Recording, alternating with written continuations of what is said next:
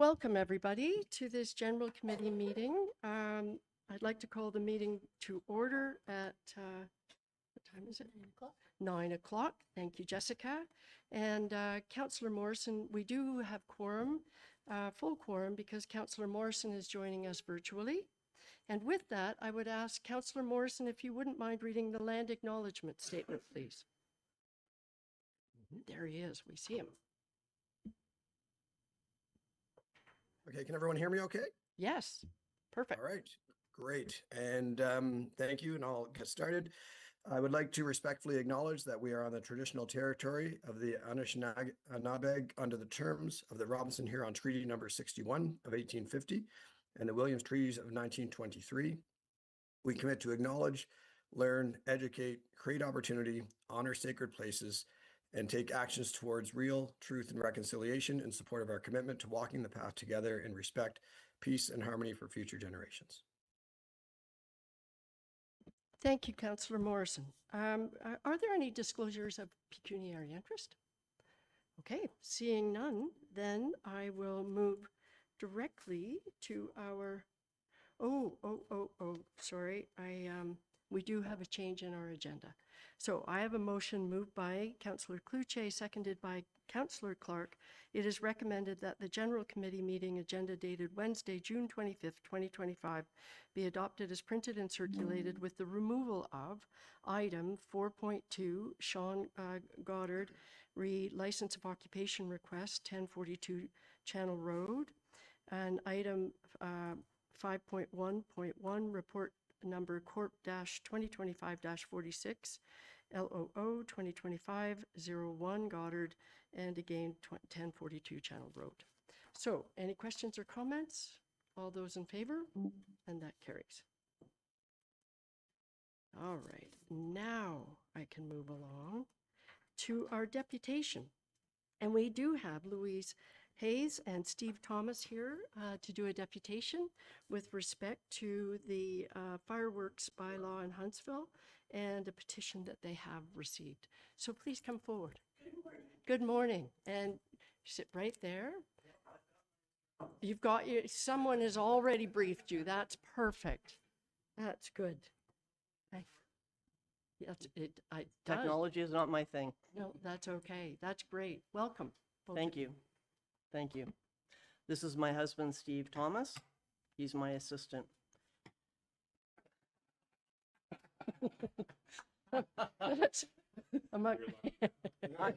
You are lucky to have him.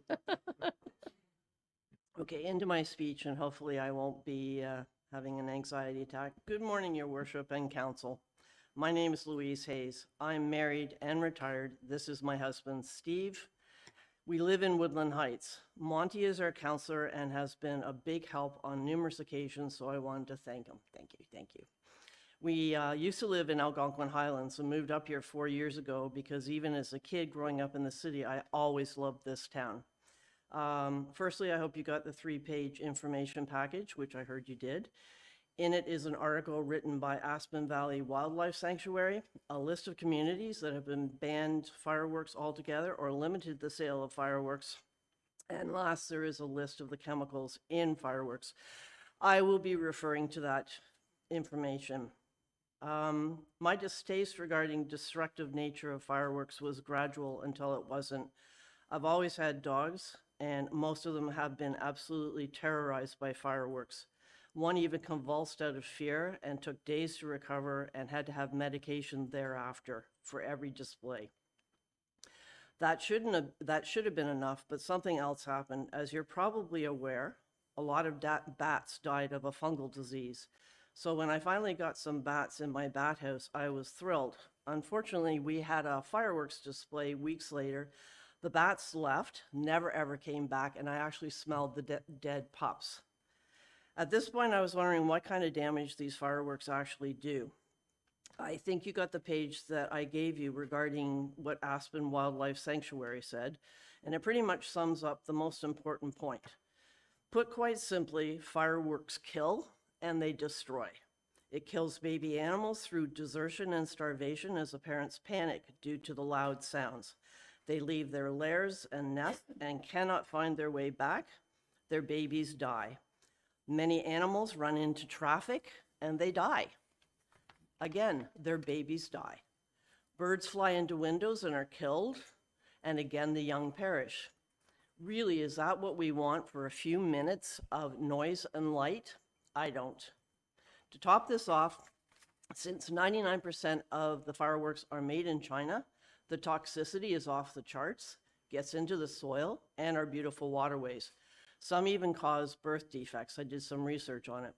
This is where we all swim, play, and boat, and some of us even drink the water. I don't want this, and I'm sure none of you do either. And another thing, we've been really lucky with forest fires, and I'm thrilled. But with all the fires around us, our luck could run out, and that actually terrifies me because we live here. A forest fire would be devastating. You may not know this, but people with PTSD are triggered by fireworks. And while not having that issue myself, although I may after this, a few years ago I was in my backyard, and just the way the sound from Deerhurst fireworks hit, I honestly thought we were being bombed for about a minute. So I can't even imagine what the animals think. And not to mention the old people, the sick people, and the babies, how these loud noises intrude and frighten. Why are we expected to tolerate this barrage of sounds in our homes and our lives when there are safe alternatives that I frankly think would be much more interesting? Have you ever seen a laser or a drone show? They actually are spectacular, and some of these large venues like Deerhurst could be known for this, and at the same time not compromising the environment and the vulnerable. Most fireworks hit at crucial times in the cycle of life. Victoria Day hits when babies are just being born and hatching. We actually have some baby deers in the neighborhood. Canada Day is when the wildlife is just maturing, not ready to be left alone. Diwali arrives in October when it can be dry and it's mating season. We all need to be cognizant of the stewarding of this beautiful area. It's known for its waterways, gorgeous terrain, and wildlife, not to mention, as far as I've seen, a real dog lover area. The petition I gathered was just a taste of what I could get. By the time I got myself coordinated, it was only a few weeks. I could have gotten hundreds because there are so many people against it. But what's really interesting is I had some hardcore fireworks lovers, and I turned them when they heard about what it does. Many communities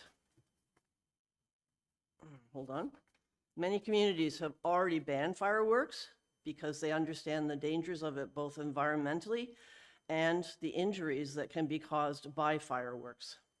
So I need to ask all of you, is this what we want as a community that prides itself on waterways and wildlife?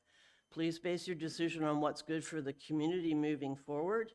Your worship, councillors, we may not be the first to ban fireworks, but we sure as hell shouldn't be the last.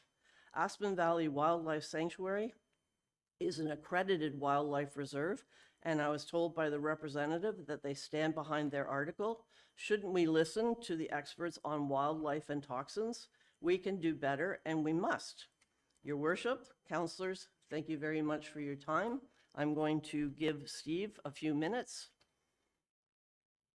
Your worship. Put your thing on. Your worship, councillors, first off, let me thank you all for the hard work you put into this town. I've been where you've seated in the past through different things in life as a volunteer. My background, 39 years in law enforcement, 2 communities. I am impressed with the town of Huntsville, how easy it was to get documentation to understand how this community runs. You have a bylaw for fireworks. It's astonishing who put the forethought into this piece of legislation in 2020. So well written. My only complaint about this is, as a police officer, there's nothing I can do for your community should a citizen call. You've left it all to your bylaw people to deal with. Your bylaw people aren't out there at 3 in the morning.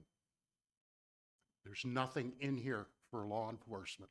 There's nothing in here for me to seize the fireworks that they have in this community and shouldn't be using. I respectfully have to tell each of you, if you were to call me, Nothing I can do. Talk to council. It's an oversight, in my opinion. This bylaw is 5 years old. If you're fluent with media, if you watch what's going on in the real world, our young have now decided to use fireworks as a form of solving a dispute. Can you imagine walking through Huntsville and having a young one let off a piece of fireworks and direct it at you? You ever seen first, second, or third degree burns, missing digits, or loss of life? I've experienced it in the bigger cities. And now they're turning it on law enforcement and bylaw people as a form of a threat. All I ask is when you decide to rewrite this, sit down with your provincial policing association members and discuss it with them, because they might have some brilliant ideas. I've talked to the boys and girls in blue, and they know there's nothing they can do for you. Just as an example, Mrs. Smith and Mr. Smith have a daughter that's graduating, and they decide to throw a party. 11 o'clock at night, out comes the fireworks. Mr. and Mr. next door have newborns in the house. They call to complain about it.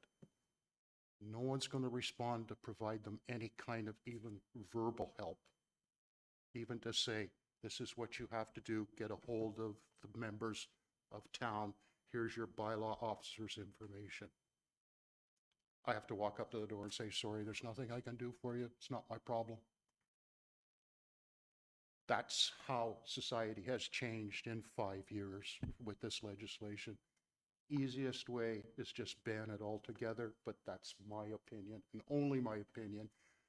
Something I learned and was taught And mine. from a very, very young age. It's so easy to be right. The hardest thing is to be right when everybody disagrees with you. And they will come to you and finally say, yeah, you were right.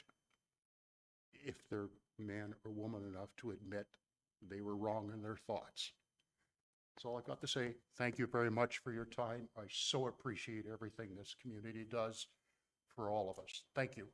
Thank you very much. Louise and Steve, thank you very much for your presentation. I wrote a page of notes.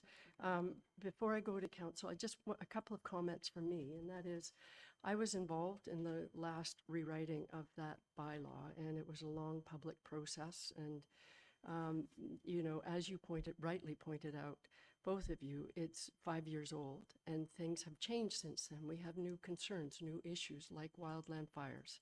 And I think, you know, at least it wasn't something we considered 5 years ago. So 5 years seems to me a good time for an updating and a new review of the bylaw. That's just me speaking. But the other thing I wanted to say, I really appreciated your comment, Steve, about, you know, you read our bylaw and looked at it and said, here are a couple of things that you might consider looking at. And I took note, I sit on the Huntsville Lake of Bays Police Services Board. Oh, And really? yes. Good connection. So it's, well, and it's, you know, fairly new. We just created them at the end of last year.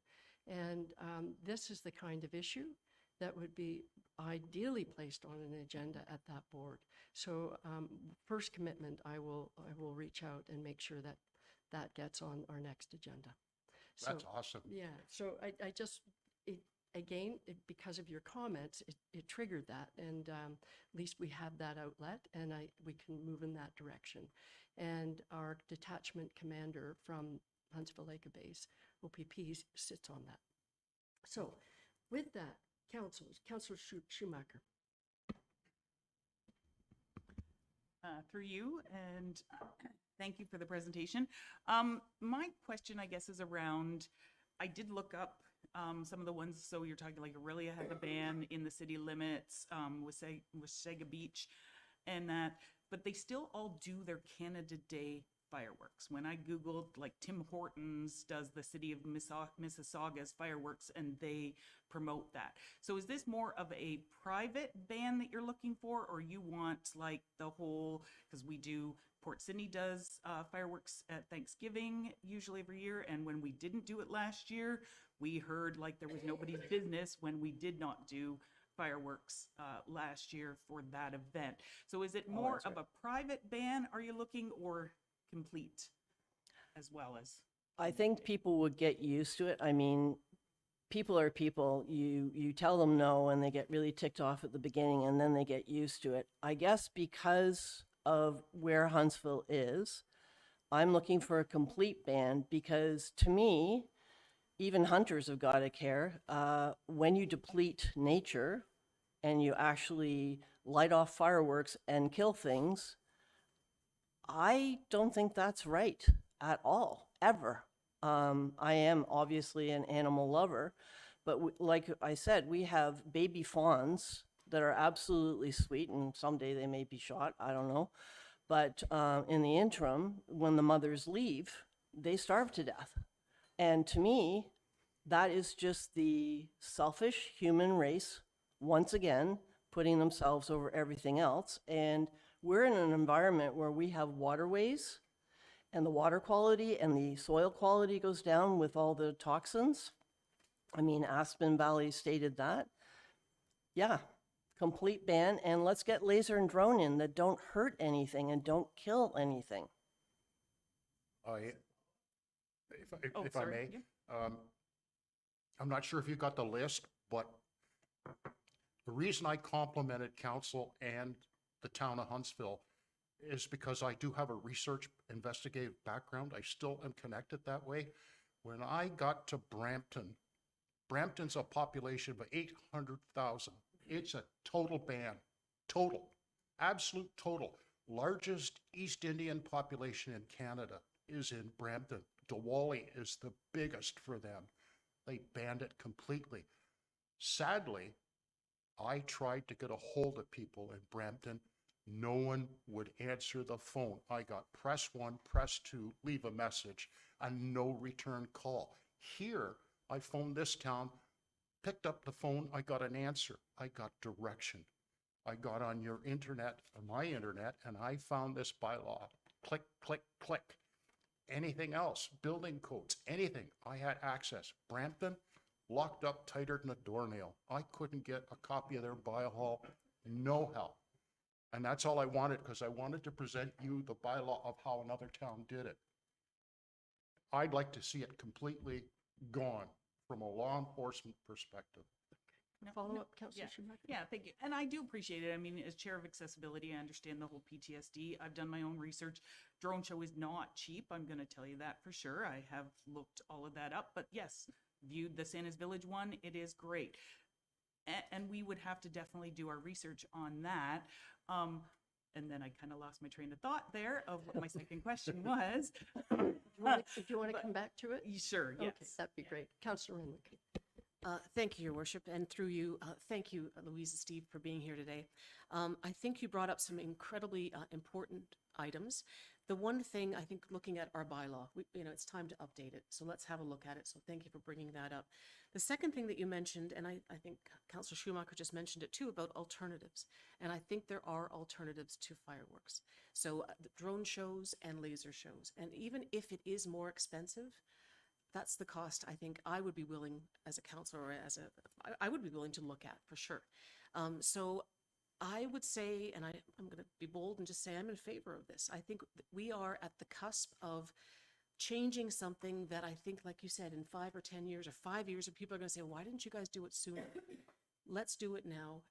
And it will affect some businesses for sure. But I think it's like when smoking was prohibited in restaurants. We all, oh Exactly. my gosh. But now you wouldn't think twice about it. Exactly, So- and that's my whole point. Exactly. People will complain, Yep. and you'll hear from your constituents, and then it'll be, oh, yeah, right, it's global changing, the environment, the pollution, the fires. It actually scares me to death, because we have cottagers that I know are drunk at 1 a.m., and they're shooting off the fireworks, and it's only a matter of time before it's too dry, and part of Huntsville burns, and we'd be fools to think otherwise. So I think it's a very good discussion. Yeah. Thank you for that. Deputy Mayor Armour. Thanks, Your Worship. Very quick, actually. I just got a question for Director Maxwell. She might be able to answer. I'm not sure. Do you know how many complaints we get annually on illegal fireworks being set off? Or is that something that would have to go through Corey? I will find out and see if I can get an answer. Okay, thank you for that. Councillor Clark. Thanks, Mayor Alcock. I have a question for Deputy Chief Kalea. Sorry to put you on the spot, but do you have any idea how many firework-related fires that we've had, say, in the last year or two? Thank you, and through you, Chair. I've been on the department for 20 years now, and I've responded to one call that was related to fireworks in 20 years, and it's probably been 14 years since that happened. We have a bigger concern with unattended campfires. Doesn't mean that fireworks are not a risk. There's multitude of risks when it comes to wildland fires, but for us and in our recording, it's been one in the last 20 years. Okay, thank you for that. Councillor Schumacher. Thank you, I remember. Okay, so you guys still are in favor of doing something for, say, Canada Day? Celebration is just looking at an alternative, correct? Exactly, a Okay. safer alternative for everybody. Because I will just counter that with, it only takes one fire. No, for sure. Have you researched or gone to our MP, because for things like Canada Day, when it comes to the grants that most communities get to put on, fireworks is a big component of that. So it doesn't say drone show or any of the other options. It says fireworks is the option that you can spend your grant money on. So I didn't know if you guys have also researched or gone that route No. too. No. No, we're not aware of that. Thank you. Councillor Cluche. Through you, Chair. Thanks for coming and presenting this. It's actually bigger than what people really know on both sides for the enjoyment of it and also for the wildlife and everybody else that's involved that's against it. This last summer, I was able to catch the drone show when they made the TV commercial at Lions Lookout, and it was fantastic.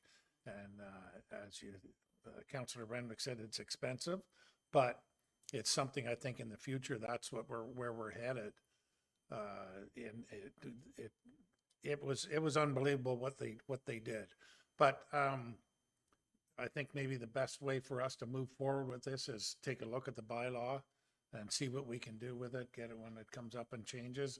I mean, we're not going to change it today, but I mean, at least if we take a look at it and be proactive and see what we can do going forward. That's what we're asking. Okay, so thank you both. The way this rolls out at the end of our meeting under new business, we will discuss what we're going to direct staff to do. But I think that what Councillor Cluche just said is likely the direction. That's where we have to start, even to consider whether you ban or not, whatever. You have to look at our current legislation. So sorry, Louise, you have your mic. Yeah, on, I so- turned it on. I just wanted to say thank you very much to everybody for taking time out of your life to listen to the two of us. Hats off to all of you for the good work you've been doing in this town. I've been in a lot of communities. This place is bang up, Aw. bang up. I can't say enough good things about it. Would you like to stay for the rest of the meeting? He's willing to consult. Thank you very much. Thank you very much. Thank you very much for coming. This is how things happen, so. All right.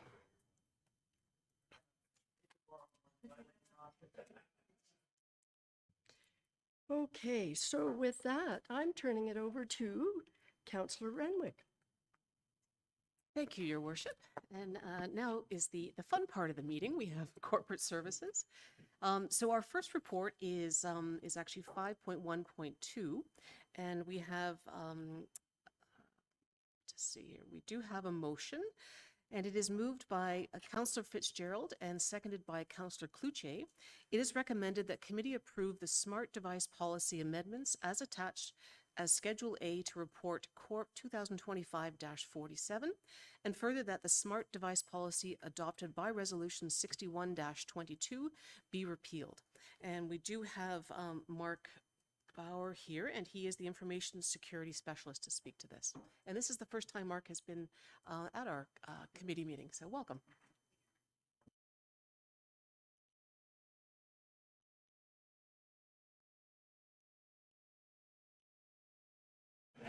I think, well, that, we all did, I believe, yeah. It's over to you, Mark. Thank you. The smart device policy was redone in 2022.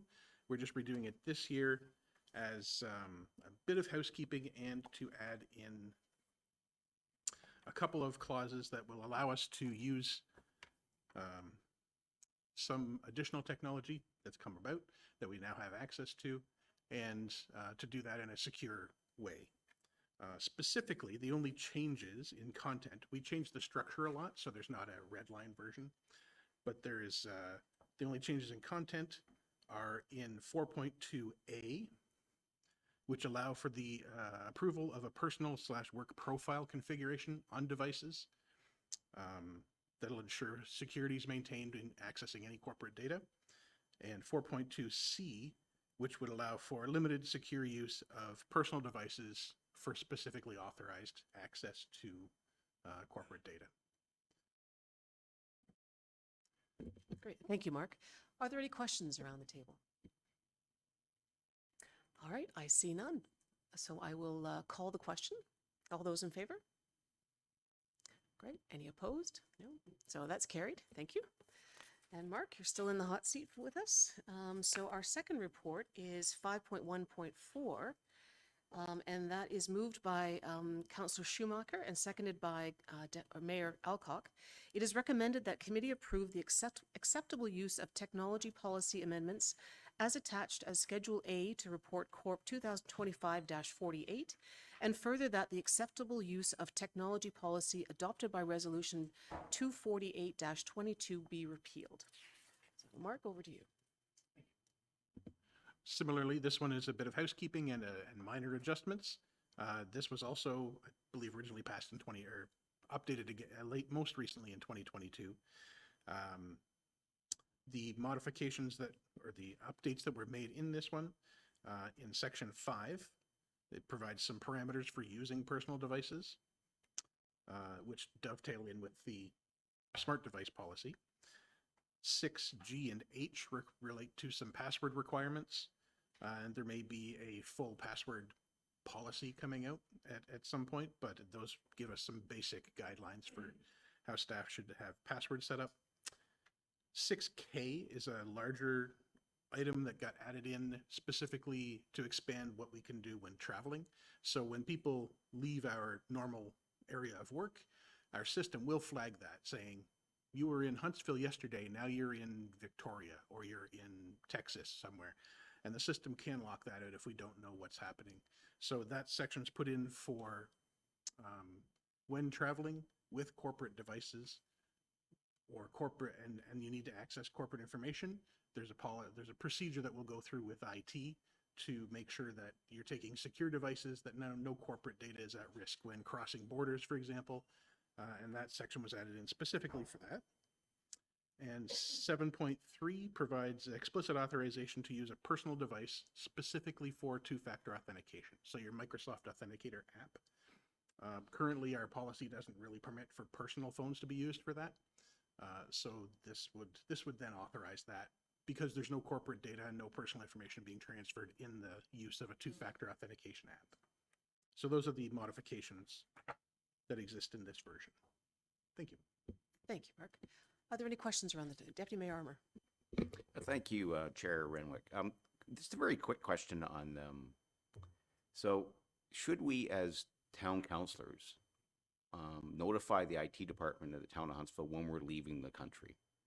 For example, going to Florida and going to be accessing the town website somewhere or our emails there. Should we be calling IT and authorizing or letting you at least know that we're out of the country? Thank you, through your Chair Renwick.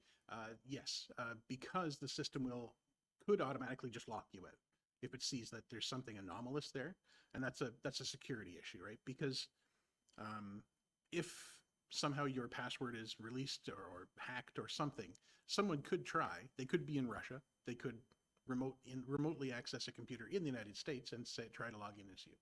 So if we know you are going to be in Florida, we don't need any further details. We don't need to know why you're going. We just need to know that you'll be accessing corporate data from a remote location.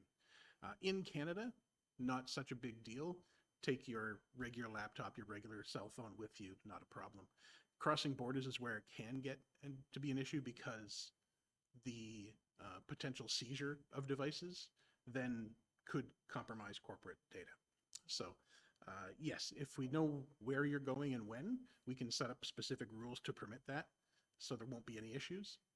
And if crossing borders, certainly we will we'll work with you to get the proper technology in your hands so that you can do what you need to do while you're away.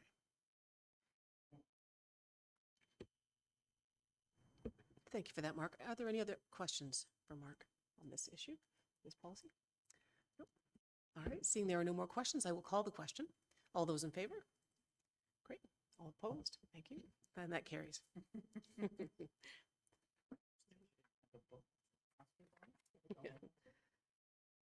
All right, and let's go to report 5.1.4. And this one is moved by Mayor Alcock and seconded by Councillor Stone. It is recommended that committee approve the acceptable use of AI tools policy attached to Schedule A to Report Corp 2025-49. This will be an interesting one. Right, Mark? Thank you, Chairman Mick. This one, and I understand that there are some discussions ongoing about specific AI tools currently. This is not related to that specifically. This is a framework, a set of guidelines that will help the town as we move forward into the exciting / terrifying world of AI, and help us so that we don't make an early mistake and end up with security breaches, information leakage, that kind of thing. So this will be an oft updated policy, I suspect, because of the the pace of the advancement of AI. So this is a set of guidelines that'll help us maintain security of our corporate data, security of all the personal information that we have, which is a lot. So care is required, but it's not to stifle the use of AI, it's to facilitate the secure use of AI. So we do definitely want to move into this area of technology. It provides a lot of opportunities, but we need to make sure we do it safely and securely. Thank you for that. Are there questions for Mark on this? Mayor Alcock. Thank you, Chairman Rick. It's not a question, it's a comment. I just want to say how pleased I am to see all three of these reports.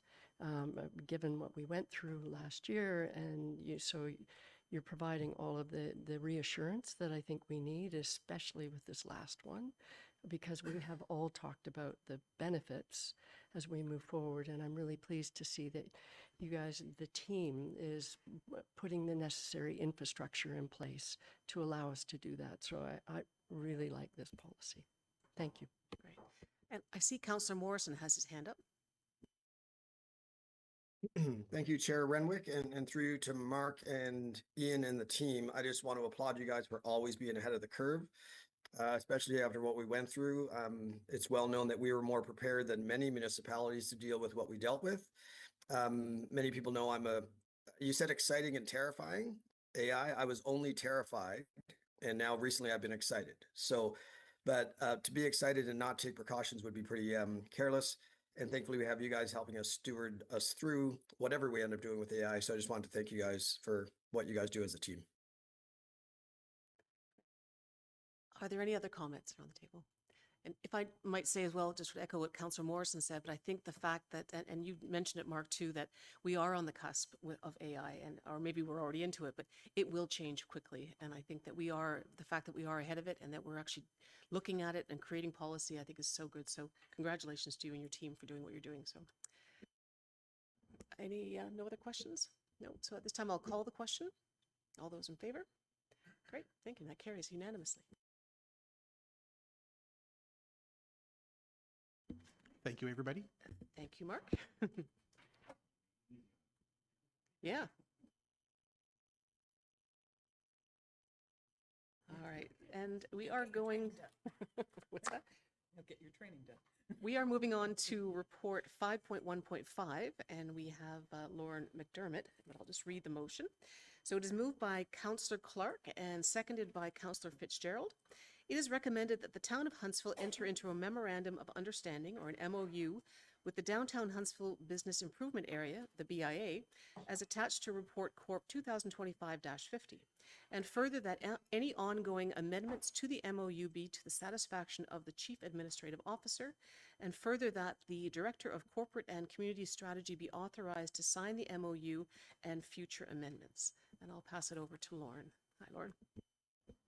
Thank you. So through you, Chair Renwick. So the Downtown Huntsville BIA and the town staff recognize the need to clarify and formalize their working relationship in order to better support local businesses and enhance downtown initiatives. To achieve this, both parties agreed to develop a memorandum of understanding, which is the MOU, that outlines the respective roles and responsibilities of town staff and the BIA. The final version is included in the report and is Appendix A and was presented to the BIA board for approval on June 12, 2025. And the board passed a motion on June 12, 2025 to support the MOU as presented and authorized to sign. So I'm here to answer any questions you may have. Are there any questions on the MOU with the BIA? No, it's been very well vetted Throw and. in some other acronyms. Oh, Deputy Mayor Armour. Thanks, Chair Renwick. Just a very quick one. This might be to the CEO, actually. Things like this coming to us are really like a no-brainer or slam dunk, or I don't know how you want to refer to it. Is there any staff authority where things like this that they can approve, or does it have to come through us? Through you. Go ahead. Thank you, Deputy Denise. Mayor, for the question, and through you, Madam Chair. So the reason I feel it's important that these things come before committee and council is because it's utilizing staff resources. So it is an administrative function, certainly, that I as the CEO could sign off on, but it is utilizing staff resources, which I think is important for committee to know. It also is a partnership with our community partners, so I think it's a good thing for committee to know that we are having these conversations and putting these processes in place. So I do actually feel it's very important to come to this group. Your Worship. Thank you, Chair Renwick. And just to add to that comment, because I totally get what you're saying, Deputy Mayor Armour, and I think as we look at our agenda setting, this is one of those cases where if we had a consent agenda, we would be able to put items like this in the consent agenda, so Lauren wouldn't have to necessarily come forward and speak to it if it's there, but would be available if there are any questions. So this is a perfect example for that. Thank you, Your Worship. Are there any other comments or questions around the table? No. And if I might just say that the amount of work and time that staff did put into it with the BIA, it was very much appreciated. It was obviously a labor of love, but there were a couple of little hiccups, but they got through it. So I think it's good. I think it is good for council to understand the relationships that we have with those different committees. So, yeah.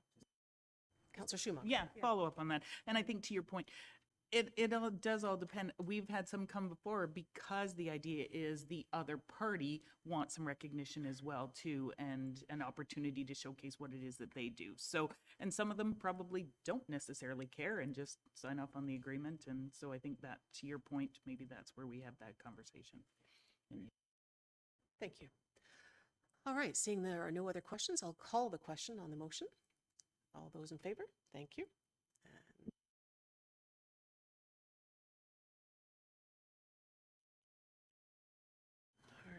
And our next report is 5.1.6, and it is for information only, but it's the capital project. Hold on a second. And Suzanne Diller is going to join us. Hey, Suzanne. So there is no motion with this, just an update. And I believe there's a PowerPoint presentation with this one, so sit back and relax. Thank you. So we've had, so the report is as it was in the agenda, and so we have a PowerPoint of some photos of some completed in work capital. So here we have the columbarium at the Hutchison Cemetery. So some action shots of it getting installed that Tina was provided for us. And there's it in a bit more of a completed state in place. These are some of the equipment that we've acquired this year. So there's a tractor backhoe for cemetery and a side-by-side that'll be used for parks. The Center Street welcome sign, so that's a before shot, so everybody can see what it was looking like. And then action shot of it being replaced. Other ones, so you can see what's underneath. And then the after photo, which I think looks great. This is the Highway 60 sign that was damaged that we had replaced also. And there's the completed replacement. This is Avery Beach, the new dock and crib that was put in. I think that's a great shot we had. This one's at Longs Lake, dock and crib. Some evidence of our wet spring. The Port Sydney Beach had some work done. And it's kind of hard to see, but this is inside the Quonset hut at McCully. We had the insulation replaced. It was in very poor condition, the pre-existing insulation. The nice shiny grater.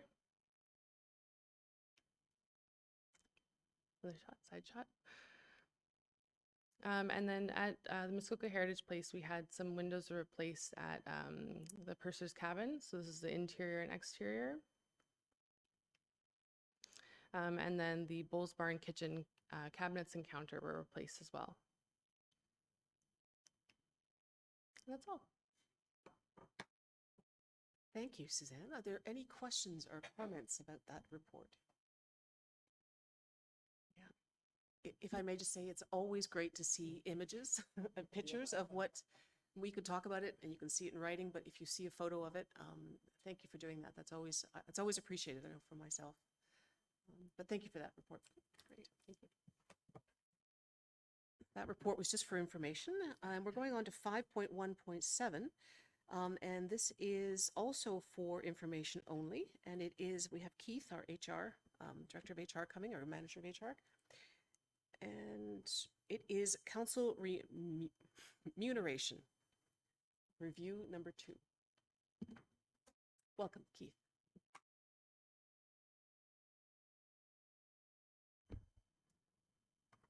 Good morning, and through you, Chair Renwick. So at the April General Committee meeting, staff was directed to report back on some additional items as it pertains to council remuneration. In particular, more information was requested in regards to healthcare benefits and also IT equipment and support.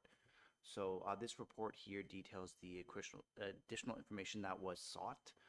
So regarding the healthcare benefits, so since the General Committee meeting in April, I worked alongside our benefit consultant to come up with 3 options for consideration for council healthcare benefits. So in Appendix A to this report, you'll see the levels of coverage and the costing breakdown, but just going over them from a high level. Option 1 is taking the current non-union employee health and dental plan and then making it available to members of council.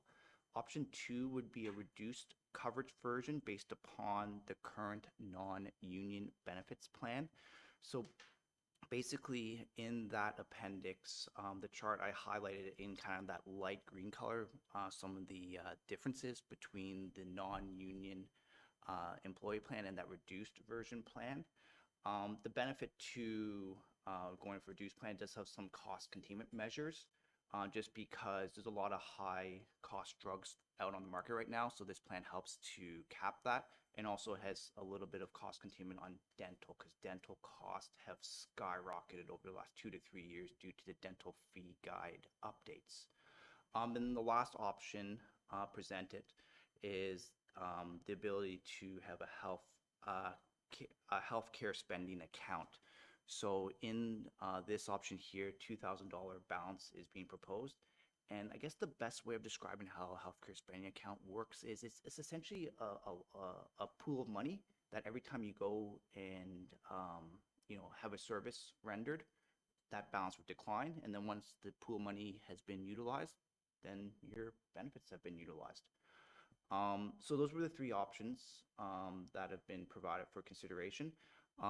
It is obviously a bit of a different approach than what's currently being provided to council because the current bylaw provides a payment in lieu of benefits. So how we've determined that payment over the years is we take the benefit billings in January of every year, figure out what the cost of single care coverage would be on our current benefits plan, and to provide a lump sum to council during their January pay of that amount.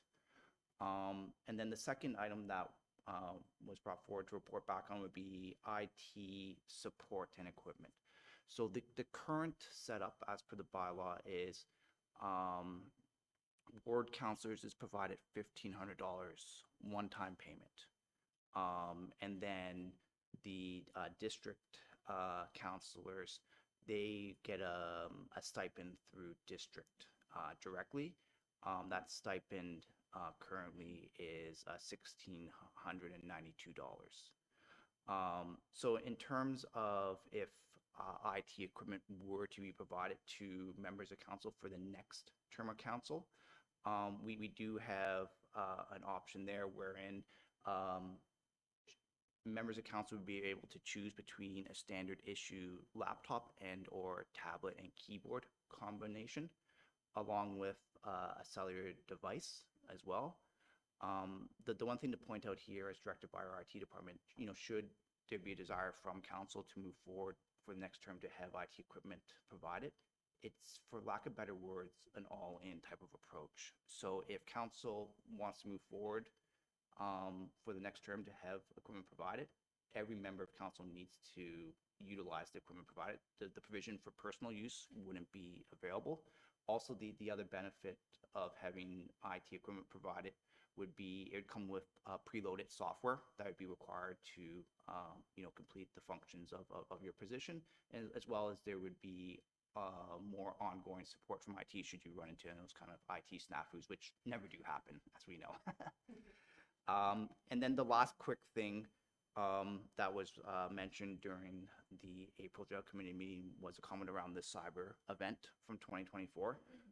So at this point in time, there is no indication that the device owned and operated by any member of council was found to be the source of said incident. So just wanted to clarify that as well.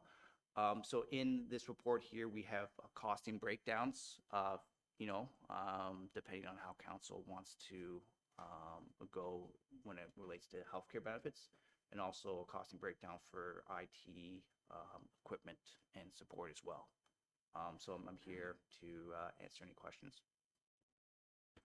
Thank you, Keith. Thank you for that report. Are there any questions around the table for Keith? Sure, there will be some. Councillor Stone. Just a comment. It's all very good information, but I'm happy with a lump sum stipend and just leave it at that, personally. Thank you for that. Yeah. Anyone else? Comments? Questions? Deputy Mayor Armour. Thanks, Chairman. Just a very quick one. In the one, I think it's the HCSA, I think it is, I think there's like a $2,000 amount. So would there be restrictions on that amount of money and what they put towards it? Or what would happen at the end of it if you only spent $100 of your $2,000? Does that just stay in the pool and be absorbed back in? So just curious on how that would work. Yep. Thank you for the question, and through Chair Renwick. So should there be any remaining balance at the end of the calendar year for the healthcare spending account, that balance could be moved forward to the next calendar year to be utilized then, but beyond that next calendar, you couldn't move it forward for 2 calendar years. So yes, you do have that provision to move it forward. I see. I'll go to Councillor Morrison. Thank you, Chair Renwick, and through you. I'm with Councillor Stone. I think the stipend works, and I wouldn't want to do anything that would add more time and stress to our IT team and take away from some of the other stuff they're doing. So that would be my thoughts. Great. Thank you for that, Councillor Morrison. Councillor Schumacher. Yeah, I was going to say, through you, Chair, to Keith. So yeah, you said the cell phone would have to be everybody. Is the same with the benefit package? Would have to be everybody would opt in as well? Or is that a pick and choose thing? Again, I'm not in favor of either. I don't need a third cell phone, and I get benefits at my other job. So, but I just want to be clear: is it both options? You'd have to everybody would opt in. Yes, thank you for the question, and through you, Chair Renwick. For the cell phone, should council approve cell phones being provided for next term of council, all members of council would have to, quote unquote, opt in. It wouldn't have the ability to kind of pick and choose. And then for the benefit question, yes, should council decide to offer some sort of benefit package to the next term of council, then you would have to opt in. You wouldn't have the ability to take the in lieu payment. But just one quick point: if you do have a current benefit plan that you're part of through your current employer, you can coordinate benefits as well, which would be a greater benefit to yourself and your family. Thank you for that. Councillor Fitzgerald. Thank you, Chair Renwick, and thanks, Keith. Yeah, I'm more of the stipend kind of arrangement because you currently have coverage through my wife's plan, and it seems to me that it would be a lot more work and time internally for diminishing return. Sorry, Councillor Clark. Thanks, Chair Renwick, and I'm with Councillor Stone and Morrison and Fitzgerald. I also am happy to leave things where they are in regards to the stipend. Mayor Alcock. Thank you, Chair Renwick. I absolutely concur with all of the comments made, but I am curious. Everyone is commenting on the stipend regarding IT. So which I think makes all the sense in the world to stick with that. But the other is the $2,000 benefit health that covers health. And I'm curious if you're saying the same thing, which is that stays the same, or, okay, all right. I'm just seeing if there are nods around the table, so don't do anything different there. Okay. Okay, so there's not a motion connected to this this particular report. This is for information only, but thank you for bringing the information back to us, because I think it was a question that we had at the April 30th meeting. And I think the fact that you just said, that it was not one of our computers that was the problem with the glitch or the security. Yeah.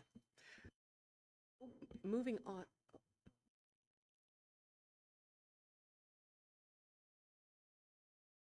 Sorry, my mistake. Go ahead, Keith. Just a quick procedural question. My apologies.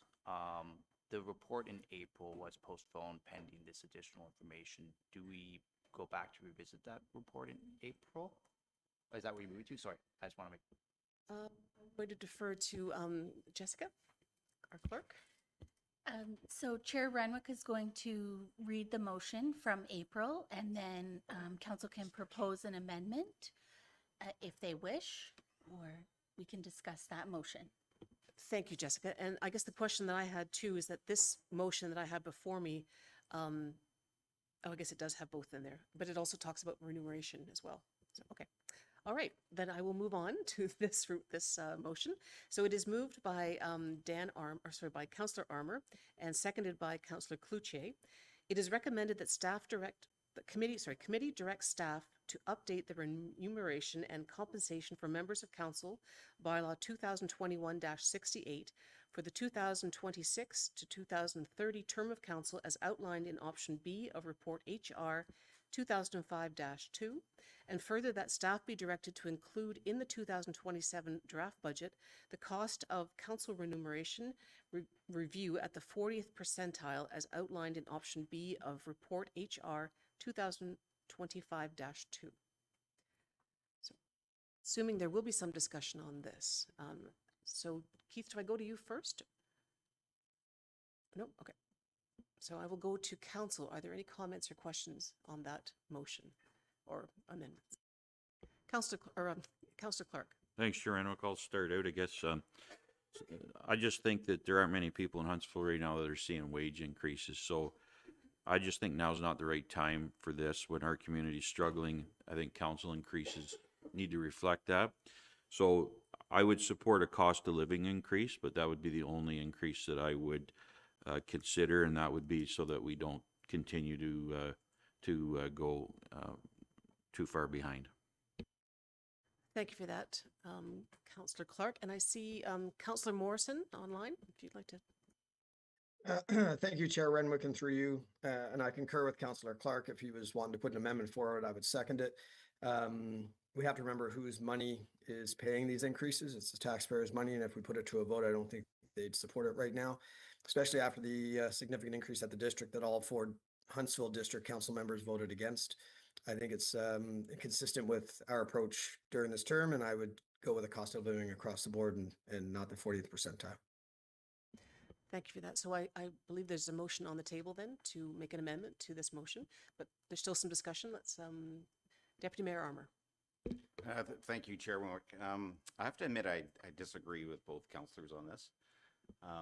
This is setting up the next term of council is what we're doing. It's not this term of council, and that's just going to push them further behind.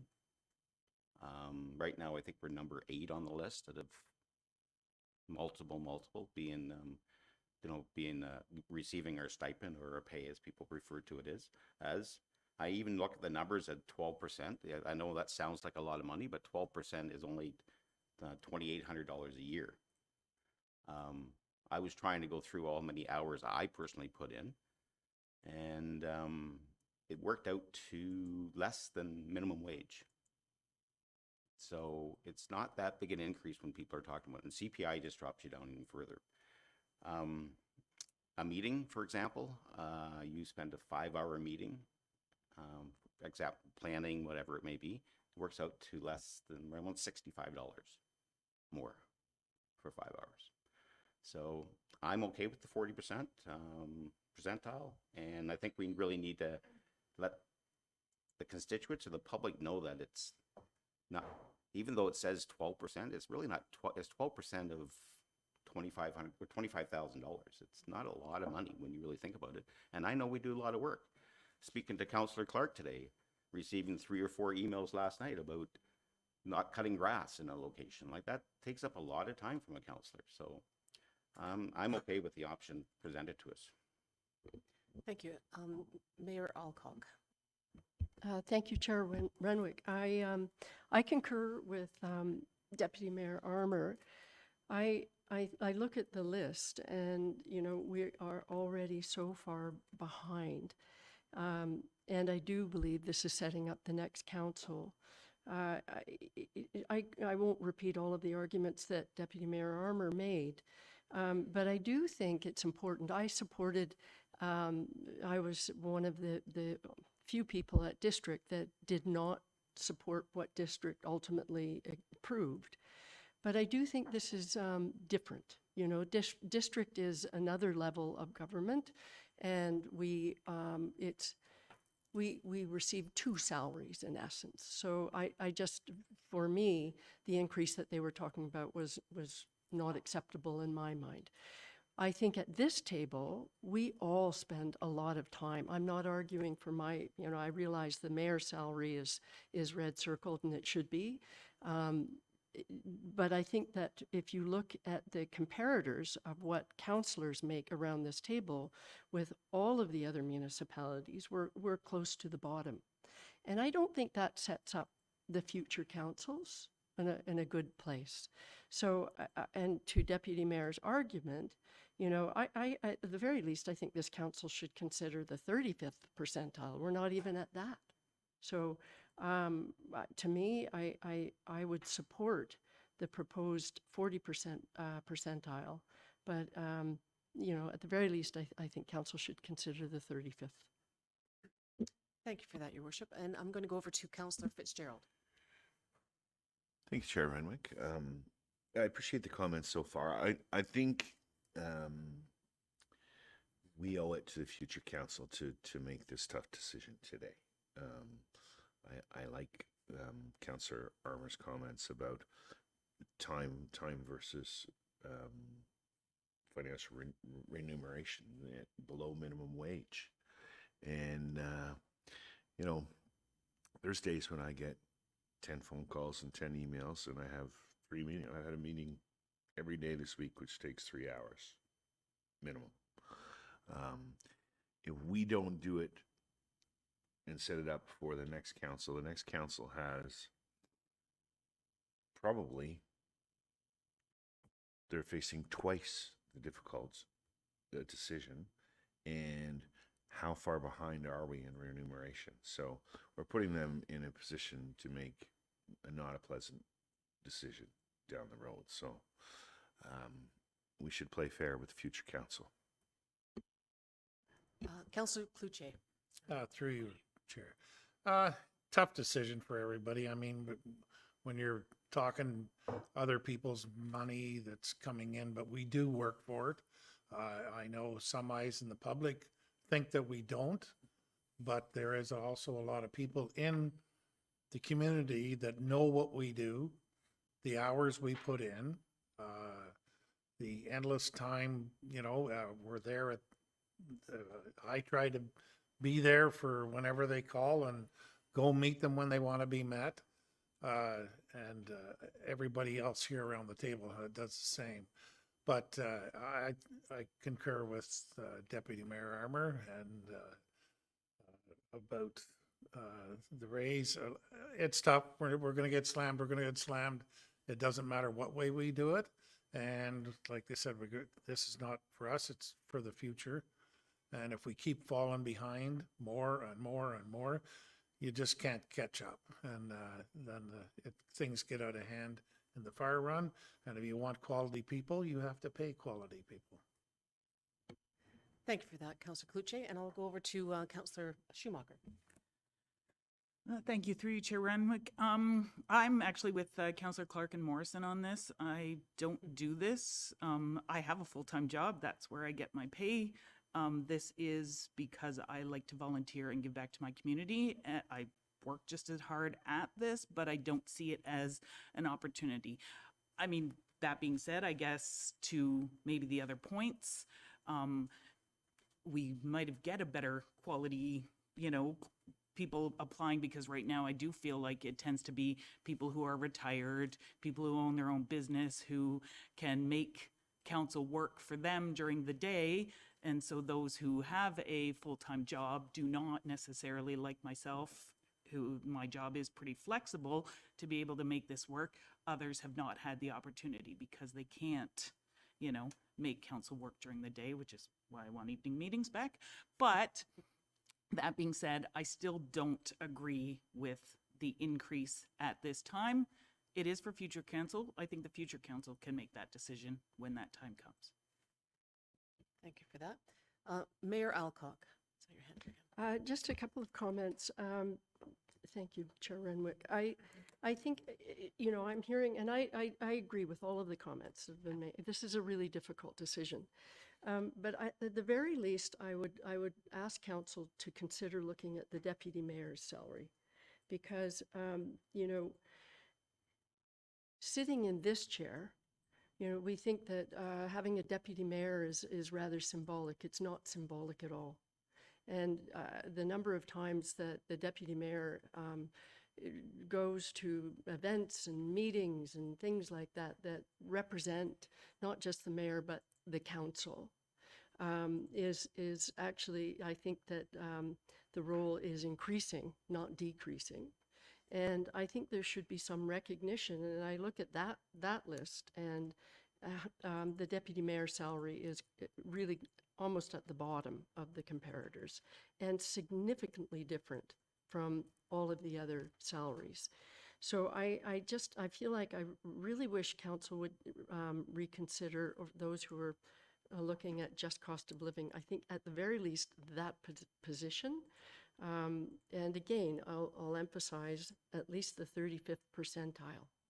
So that, and a last quick comment is, remember, yes, I agree. We all do this because we want to do this for our community. No doubt about it. That's a really important, that should be the number one reason why we sit around the table. But at the same time, we are looking at close to a $25 million levy, that this is what we do. This is what we spend. And so we're looking at this, and it's a very small portion of all of the other projects that we consider around this table. So I just wanted to put that out there. And again, the reference to the deputy mayor's salary, I know how much work the deputy mayor puts in. Thank you, Your Worship. And I'm going to go back to Councillor Morrison online. Thank you, Chair Renwick, and through you, yeah, I would echo what Mayor Alcock just said. As much as I'm in favor of just cost of living, the value we get from our deputy mayor is way more than what the compensation is for the role he plays.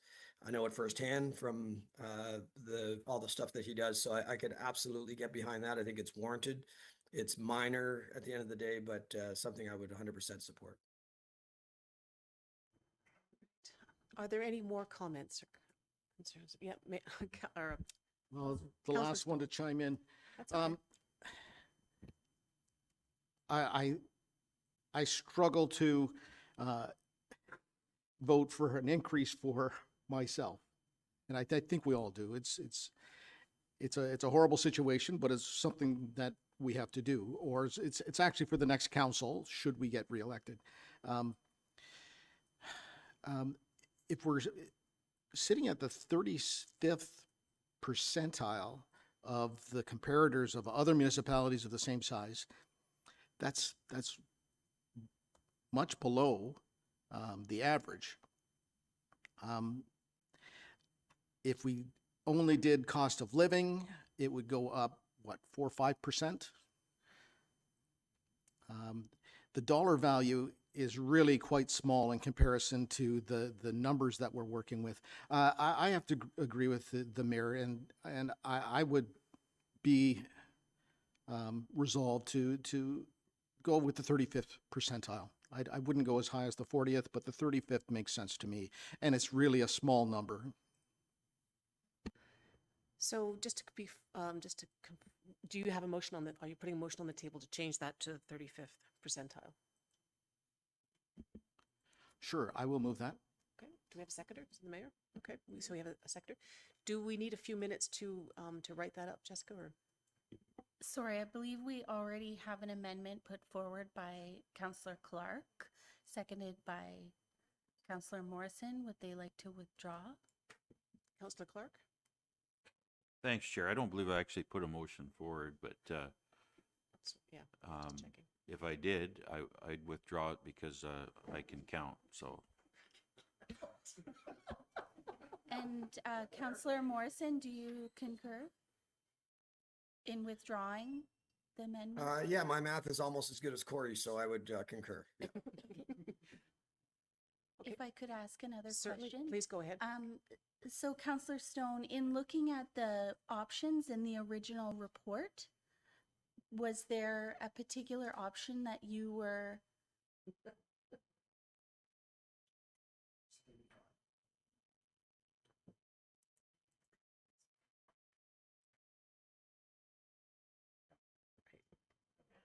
So we do have the options on the screen at this time. And Councillor Stone, it is It would be option option A. Option A that we're looking at. All right. So that's the motion that you're putting forward with the amendment, and Mayor Alcock was seconding that. If we could just take a quick break so I could draft that and then. Absolutely. Let's take a 5-minute break, and then we'll get back.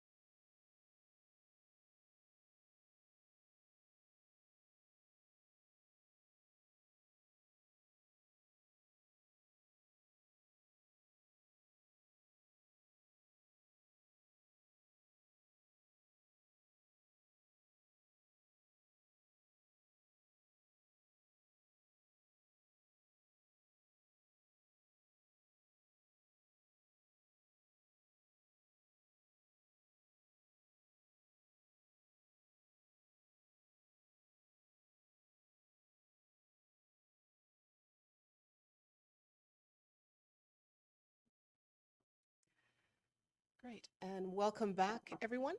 So we do have an amendment to the resolution that we put forward. So Jessica, if you could put that up on the screen for us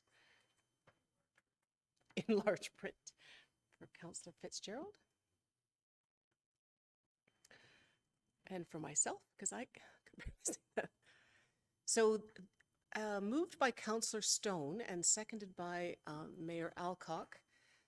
It is the same motion, but we are now looking at option A as amended, and also we're looking at the review of the 35th percentile as outlined in option A of the report.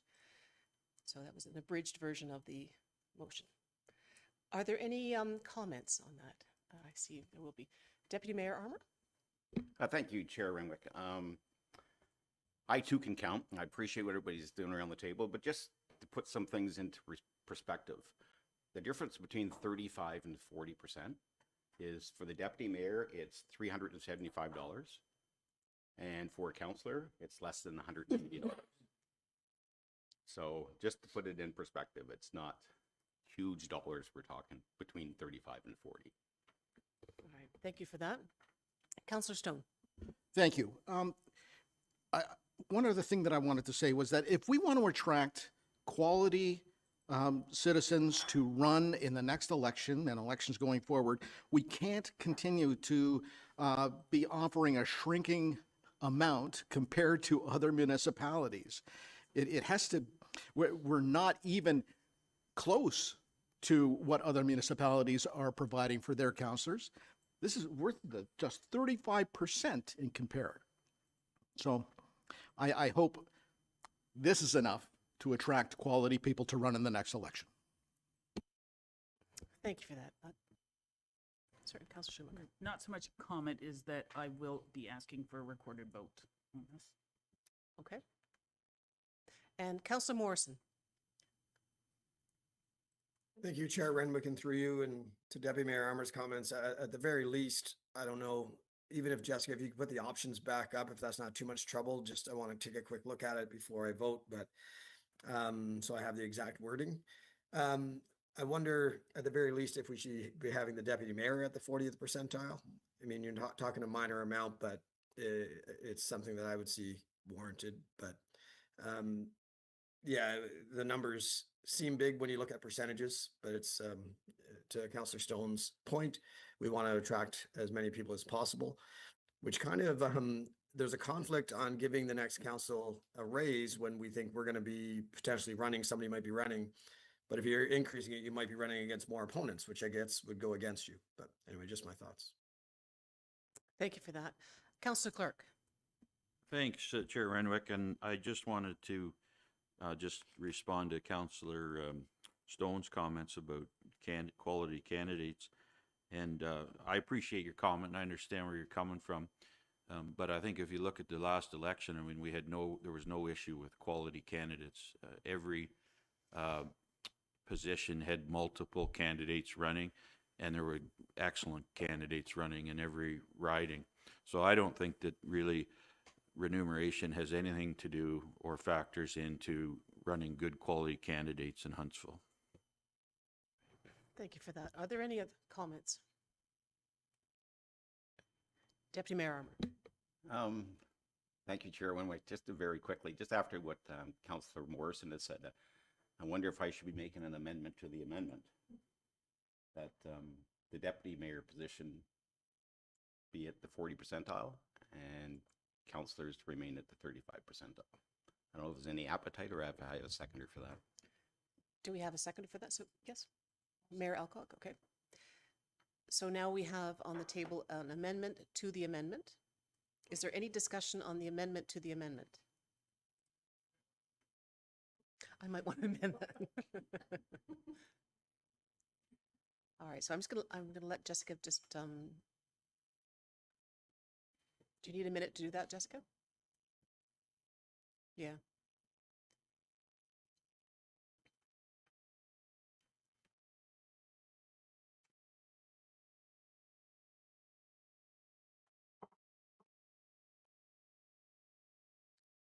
Just to be clear, was that one of the options on the table, Keith? Was that one of the options? No? Okay. Separating it? No. All right. I thought maybe it'd make it her job a little easier, but no. That's not. Council or Deputy Mayor Armour? Yes. Just what, thank you, Chairman. Just while we're waiting, this is my third time through this process, as other people around the table have been, and it's always difficult, always difficult. And what we're trying to do is make a decision for those coming into this role in the future. And I know that sometimes it's not how much money you put in your pocket to make you want to volunteer and do stuff, but it certainly is nice to compensate somebody for their time and their effort, because you do a better job, I find, because you're doing it for that little bit of cash you get in your pocket at the end of the day, even though it's not a lot of money. But we want to make our town a great town. We want to continue to make a great town. And if it attracts one person who may be considering to run this time because of this little bit of money, I think that's great. You know, I think competition's great. I think we should have lots of people running for every position we have. Thank you for that. And I'm going to go over to Denise. Thank you CEO. very much, Chair Renwick. So to Deputy Mayor Armour's point, the reason staff recommended the 40th percentile is because, as you're aware, every term of council this is reviewed. And I have been sitting here many, many years and have seen many, many councils struggle with trying to implement the pay, which they could be affected by in the next election. So the reason staff had recommended the 40th percentile is because it just gets us that much closer to equal positions in equal municipalities. If I'm not mistaken, I do think Huntsville is below some of the other, like we're the biggest community in the district of Muskoka, and certainly not the highest paid positions for council or deputy mayor. So the reason we brought it forward at 40th percentile is for the next time the council has to deal with it, it reduces that spread of where you should be compared to other members of council. So as we proceed with the lower percentage, for those of you who may be sitting around the table, the next time this is discussed, you will have the same challenge because the spread is so far. So I just think it's important to note that, Madam Chair. I know it's a very difficult decision, but from a business perspective, that was the reason we proposed it. And thank you for that, CEO Corey. I completely agree with what you're saying, and you have been around the table for a while, and I think you've got the experience. This is the first time for some of us to go through this process, and it is challenging because you are choosing to increase the pay for the next council, but it's always hard. Councillor Clark. Probably last comment for me. Thanks, Chair. But I acknowledge that Huntsville's probably not on par with other municipalities, and that's pretty clear when you start looking through the report. But I disagree with the timing of this when we've just gone through two really difficult budgets, and that's really what it's all about for me. So I feel that the time to catch up is not right now, and that I think we could catch up during the next term of council. Thank you for that, Councillor Clark. All right, I think. Yeah, Jessica, you're we have the amendment to the amendment. Yes, I'm just going to share my screen. Thank you.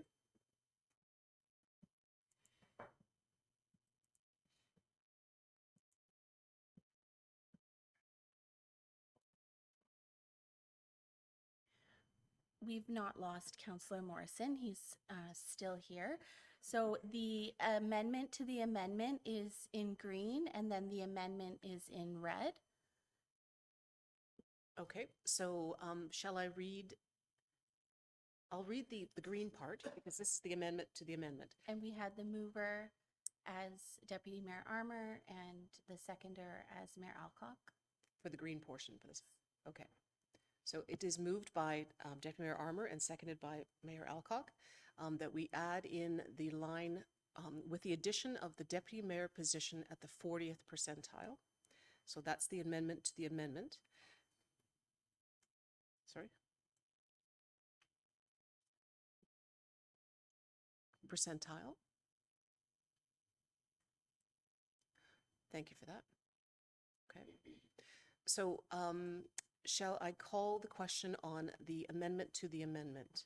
And sorry, Councillor Schmidt, you do want a recorded vote for. Okay, so Jessica, will you do the recording? Thank you.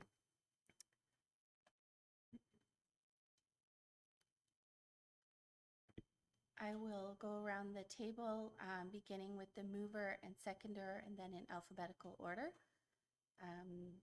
Deputy Mayor Armour, Yes. Mayor Alcock, Yes. Councillor Clark, No. Councillor Cloutier, Yes. Councillor Fitzgerald, Yes. Councillor Morrison, Yes. Councillor Schumacher, No. Councillor Stone, Yes. Councillor Renwick. Yes.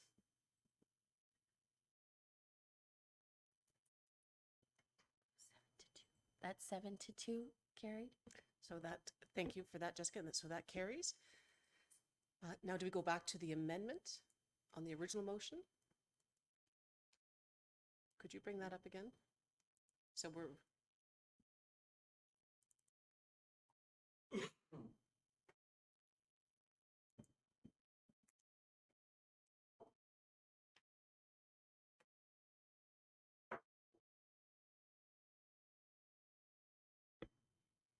So this it is moved by Councillor Stone, seconded by Mayor Alcock.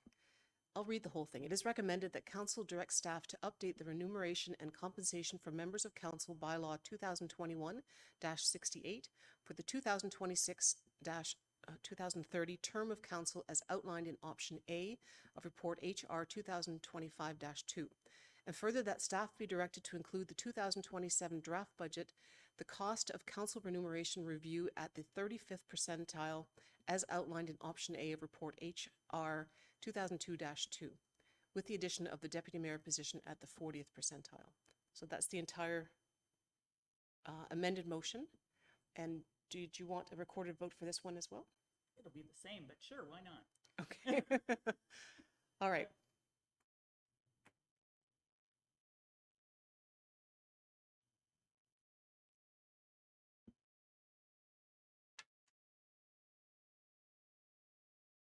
That's okay.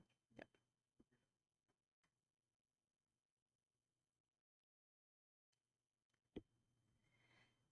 Councillor Stone, Yes. Mayor Alcock, Yes. Deputy Mayor Armour, Yes. Councillor Clark, No. Councillor Cloutier, Yes. Councillor Fitzgerald, Yes. Councillor Morrison, No. Councillor Schumacher, No. Councillor Renwick. Yes. Okay. Carried. So the motion is carried. All right. Now, do we, that's it. The main motion is amended. So the main motion as amended twice, as amended. So we have to go again? Last time. And you want a recorded vote for this one as well, or should hands? All right. Yes, recorded please. vote. So for the motion as amended twice, let's, It's changed. Let's just go again, see what happens.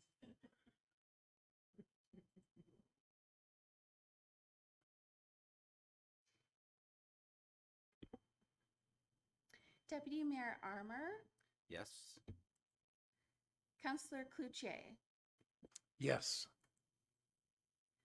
Mayor Alcock, Yes.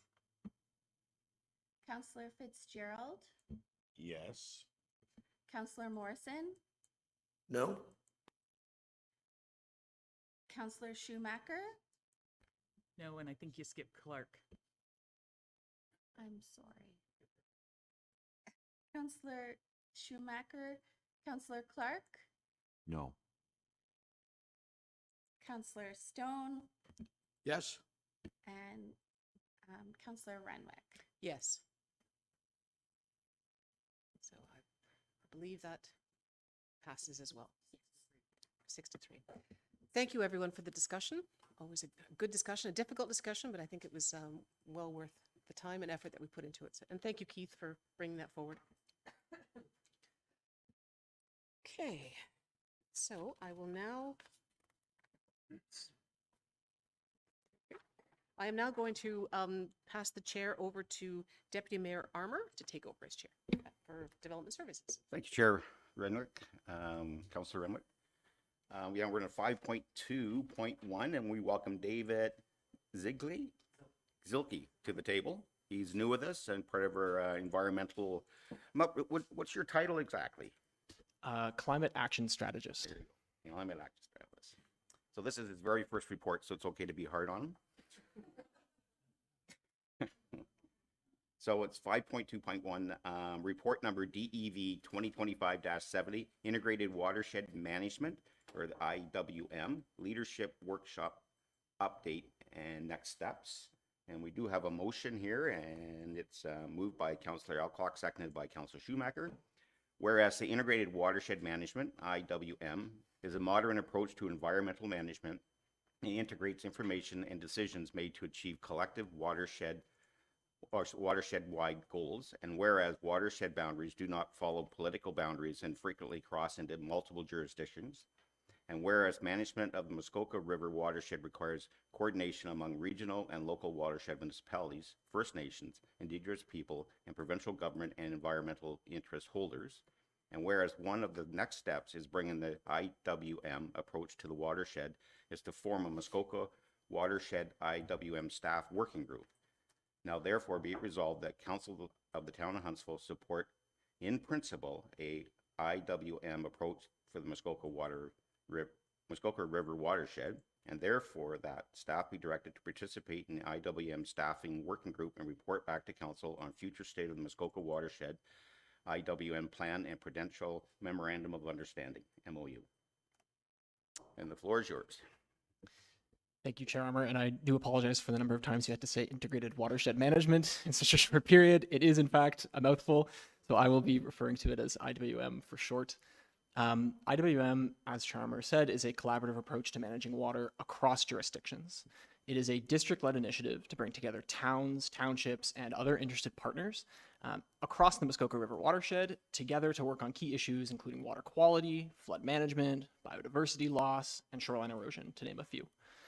In November of 2024, in partnership with Lake of Bays, Huntsville facilitated and co-hosted a workshop on IWM, and of the many key takeaways from this meeting, one of them was that there is an interest in pursuing a collaborative approach to watershed management that maintains the autonomy of individual towns and townships in the process. Since that November meeting, the councils and the townships of Gravenhurst, Bracebridge, Archipelago, Algonquin Highlands, Muskoka Lakes, and Lake of Bays, as well as the county of Haliburton and the district of Muskoka, have passed resolutions in support of the IWM initiative. The next steps of this process include a meeting in summer of 2025 to outline a memorandum of understanding and determine possible next steps for IWM in the Muskoka River watershed. Beyond staff's time, commitment to participate in this working group, there are no financial commitments that are currently required. Staff are recommending that the town of Huntsville commit to attending and participating in farther IWM events and workshops with the intent of signing on to a memorandum of understanding or statement of relationship in the future. And with that, I'd be happy to take any questions. Thanks very much for that. Good questions. Mayor Alcock. Thank you, Deputy Mayor Armour.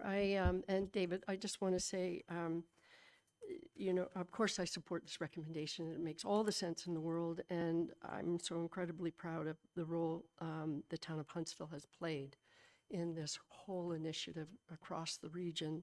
But as your first report to this committee, it was a great report. It was really the synopsis of the history and how we got to where we're doing, and in fact, the explanation around integrated watershed management, which is not necessarily an easy thing to explain to everybody. It was a really great report, so thank you and great job. Any other questions? No? Oh, with that, I'll call the questions. All those in favor? Opposed? And that carries. Thanks very much. Great report. Thank you, Chair.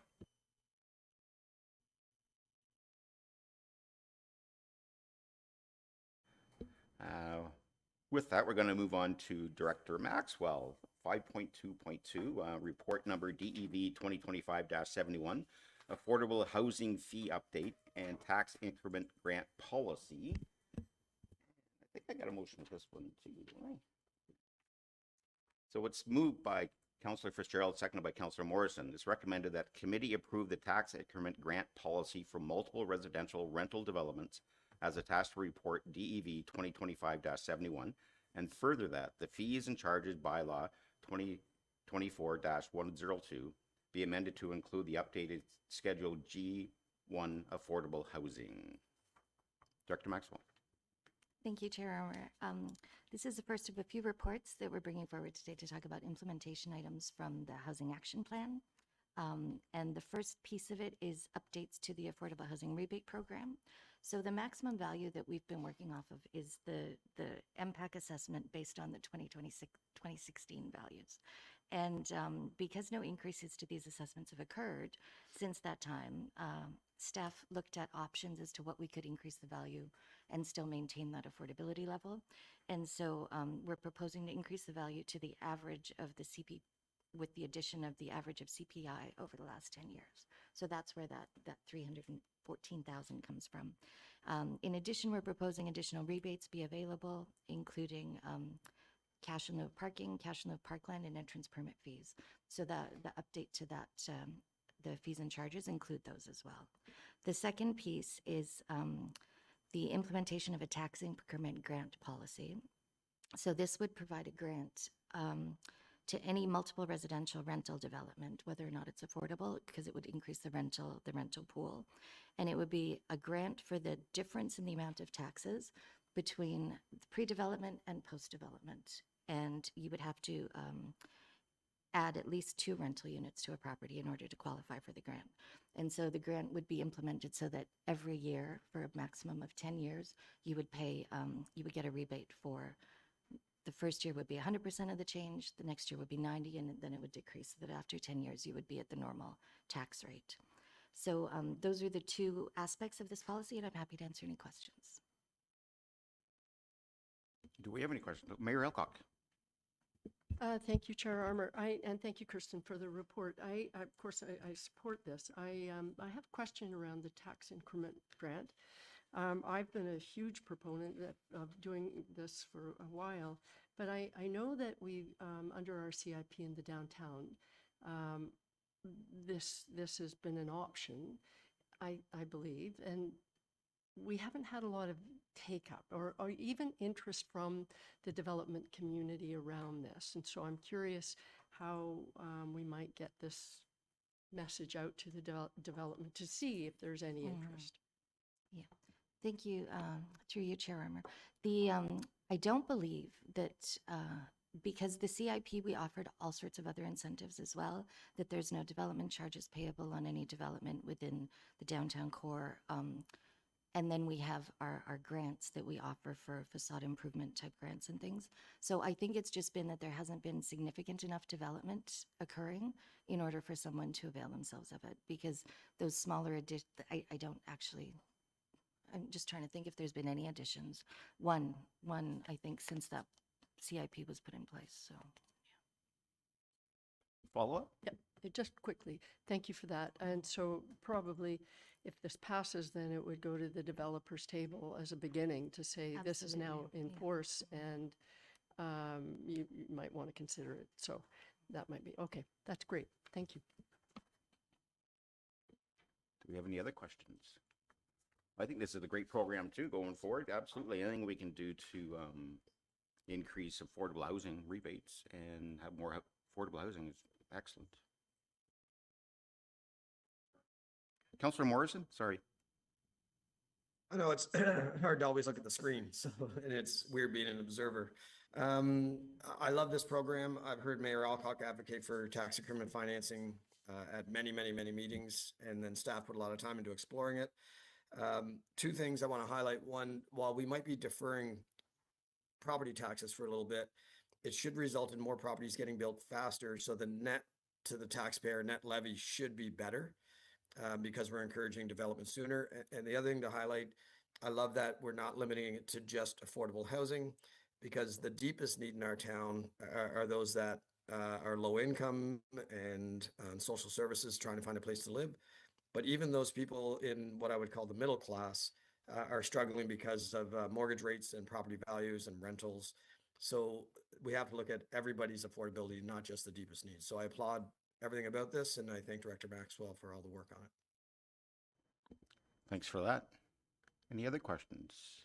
So I'll call the questions. All those in favor? And that carries. Thanks, everyone.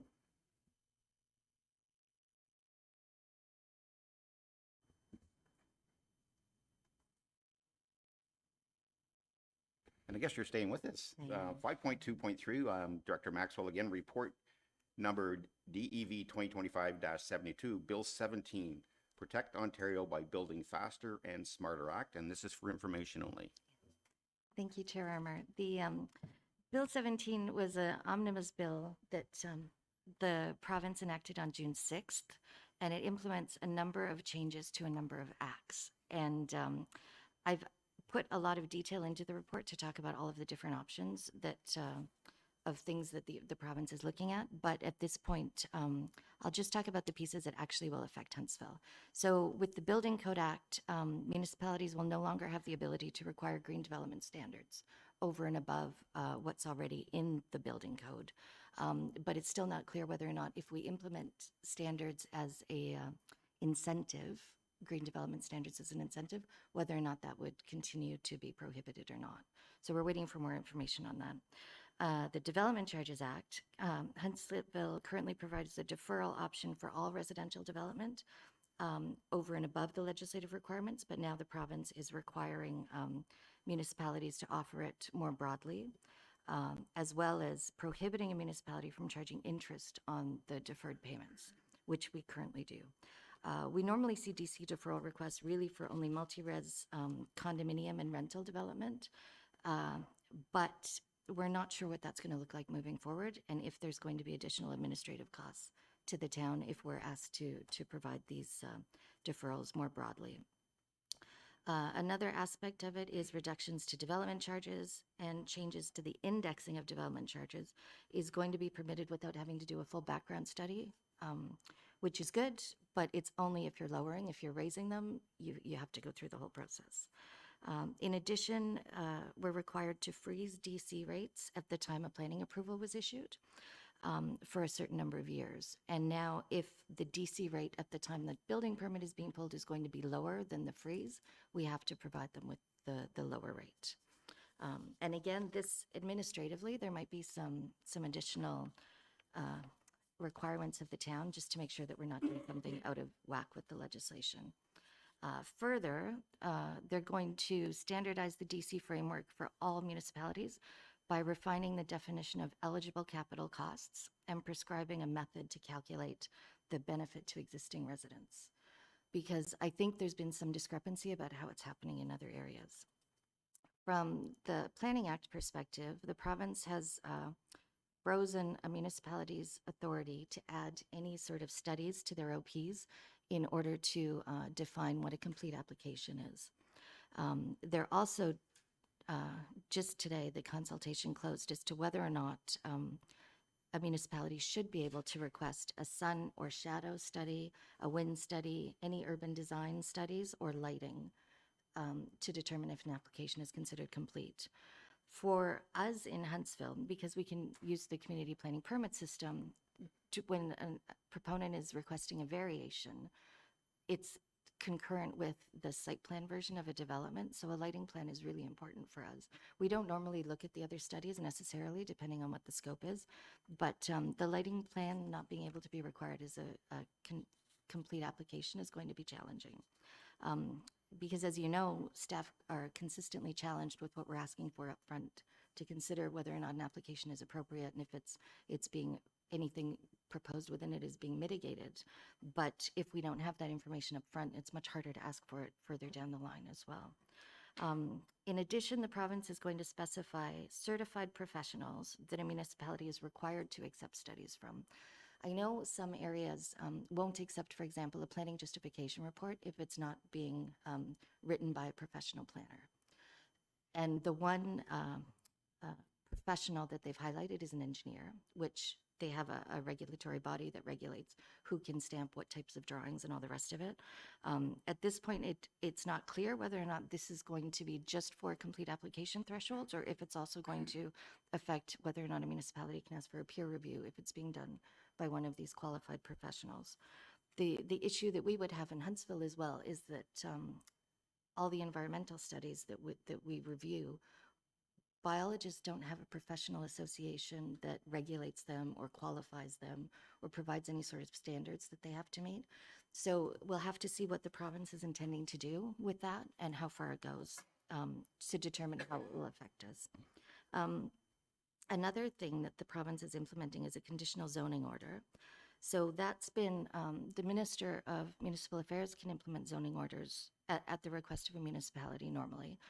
These conditional orders, it'll be interesting because they can impose conditions through consultation with the municipality, but then they can clear all the conditions without consulting with the municipality. So they can decide that if a condition was that a road had to be built somewhere in order to service this, whatever the area is that would be subject to the zoning order, they can decide it's done whether or not the municipality feels it's okay. So again, interesting to see what will happen. There are a bunch of regulatory changes that have to be implemented through the OREGs, in addition to the acts that have been updated, and we haven't seen all of those or seen what the implications of those will be as of yet. And the province also published a whole list of other things they're looking at that as we get more information and we see what is being proposed and how it's going to be implemented, we will report back and provide updates on anything we get more information on. It's a lot of information to digest for sure. Do we have any questions? Mayor Elcock. Thank you, Chair Armour, and thanks, Kirsten, for a really good report. My first question is, it's a weird one. To me, once a bill has received royal assent, it's done. And I don't understand, this one has received royal assent, and then they went out to consultation. So I'm not sure I get that process. Great question. There was some consultation that was released at the same time as the first draft of the bill. Right. But then with the legislature shutting down for the summer, they pushed it through, and so it received assent. The consultation, some of the OREGs, they were consulting on until June 11th, and the other ones, they ended the consultation yesterday or today. So in essence, the bill, everything in the bill, it's done. Yes. But if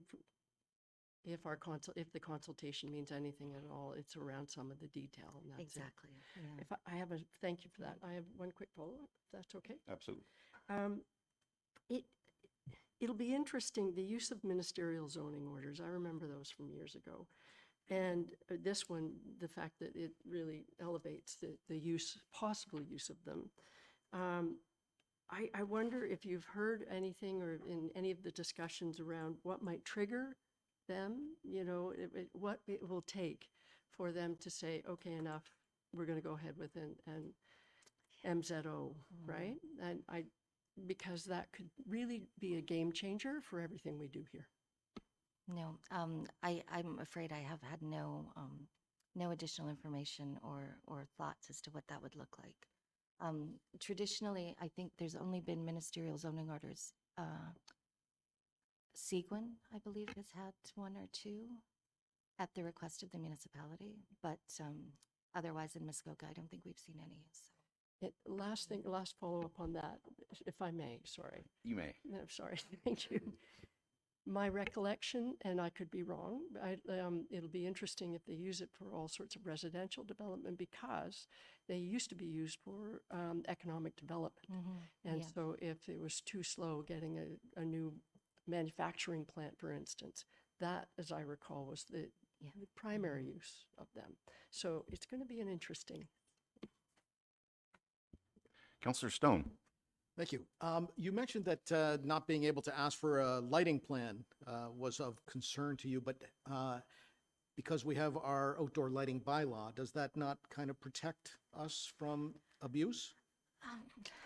Through you, yes and no. It puts staff in a hard position to be able to say that whatever the development is that's being proposed will meet our requirements. upfront and recognizing what that looks like. Because if, for example, a building is getting closer to a setback and we're approving that setback reduction, knowing that there would be lighting on that side of the building, would that change our decision as to whether or not we support it or not, as compared to just enforcing after a development's put in place and saying, no, your building, now the lighting shining off the eaves is crossing the property line. So it's yes and no, ultimately, yeah. Yeah, that's good. Do we have any other questions around the table? Councillor Fitzgerald. I think just to comment, it says we can't have any further restrictions other than the OBC. So I don't think the lighting would apply. Sorry, to clarify, it's, we can't add any additional studies that we would request to consider a complete application in the official plan is where the restriction is. But development standards outside of what's prescribed in the building code, we can't add to that. So. Thanks for clarifying that. No other questions? This was just for information. There's no motion with it. So we're going to move on to 5.2.4, and we have Amanda Ferrante and Director Maxwell. This is Amanda's first report too, I believe, is it not? So there we go again. So I do have a motion with this one. It's moved by Councillor Fitzgerald, seconded by Mayor Alcock. It's recommended that committee approve the secondary residential unit pre-approved permit pilot program to procure building permits drawings as detailed within the report of DEV 2025-73, and further that funding for the initial cost of the drawings be budgeted at no more than $100,000 and be funded through the municipal accommodation tax or max reserve. Thank you. We're really excited to be here today presenting this because it's something that I think will drive a lot of interest in the community. And Amanda, our Deputy Chief Building Official, graciously offered her assistance with this program. And so we're going to provide an overview of what's being proposed. Yeah, so I'm not going to go into too much detail about the report, but a few things I'd like to highlight. There have been a few municipalities that have launched a version of this in Collingwood. What they've done is they've provided some drawings that are on their website so the homeowners can have a look and they can get connected with the designers. Basically, it's just a way to connect the homeowners to the designers. We'd like to do it a little bit differently. They had a few hiccups with their program, so what Kristen and I had suggested doing based on what they've done, we would like to provide a program that offers a permit set of drawings, a permit ready set of drawings. So they could go onto our website, have a look, and they could see, basically take a package out. Some of the pilot highlights of this is it's a turnkey package, so they would have a full permit set of drawings. And the goal is to streamline construction and reduce red tape and support housing growth. Some of the key benefits to doing this: the homeowners, it saves time and money.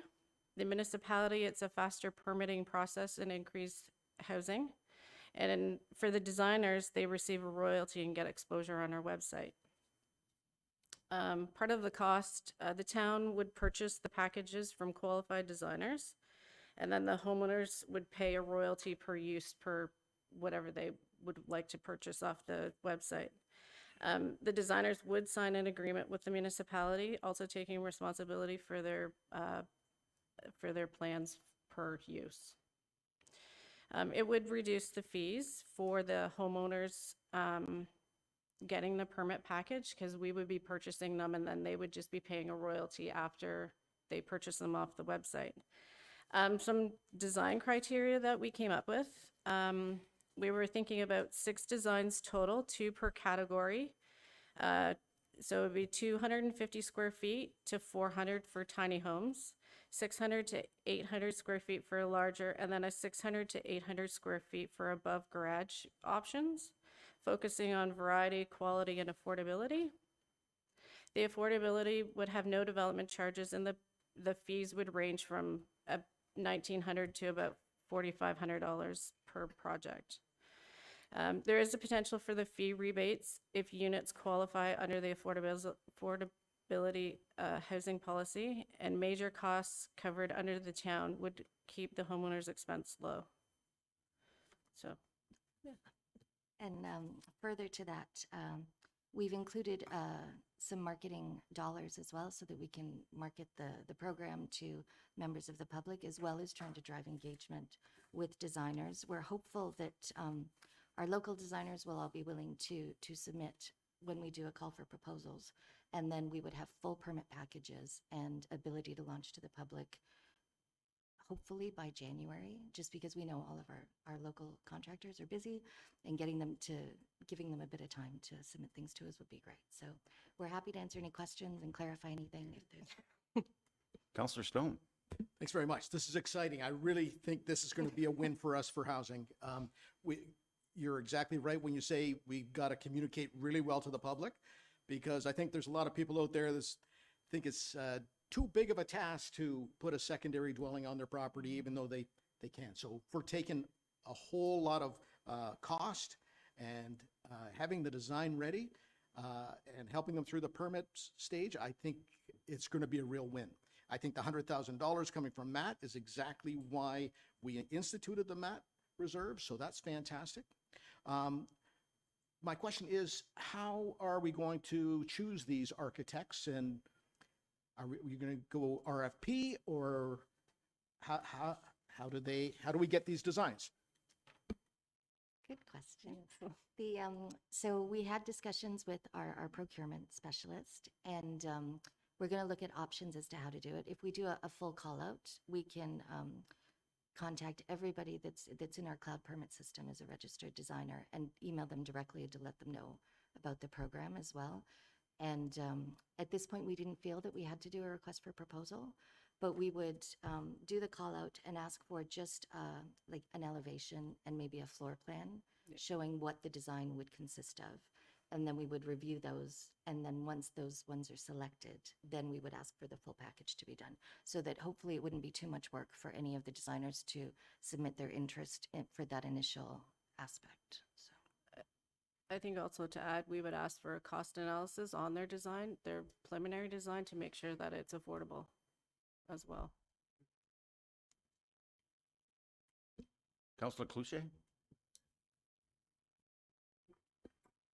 Thank you, Chair.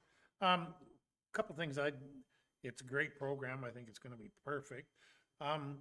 For the design end of it, because this is a local initiative that we're taking here, I would kind of like to see local designers only, because I think that when we're doing this, any money that's going to stay within our community.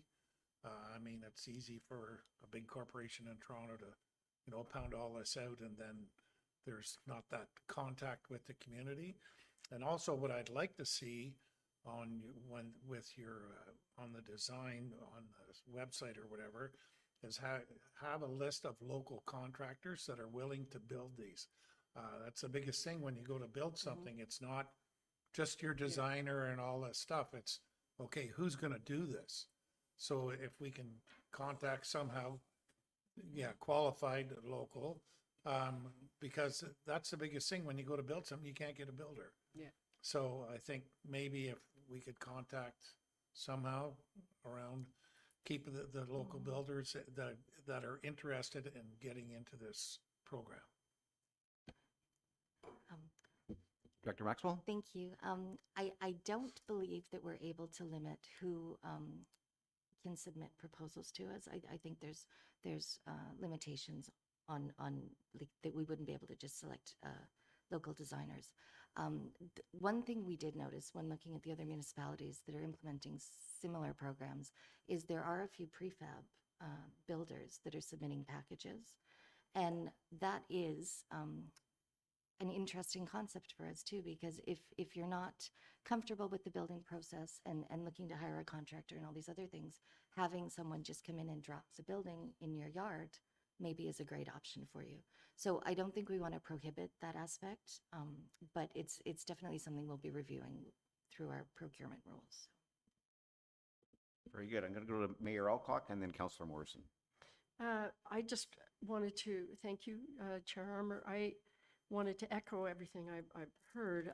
This one really I find exciting, but I also think it's great the way you guys have taken it a step further and you've got the start to finish package, right? Yes. Because other municipalities had the start, but not necessarily the finish. And I think that is fantastic. I'm very excited about this. To Councillor Cloutier's comment about going local, we could certainly have that as part of the criteria when we review the, as we look at all sorts of things, the cost, whatever. Is this from a local? I'm not saying that will determine it, but it could be a factor, could it not? I don't know if Director McKenzie can weigh in. Director McKenzie.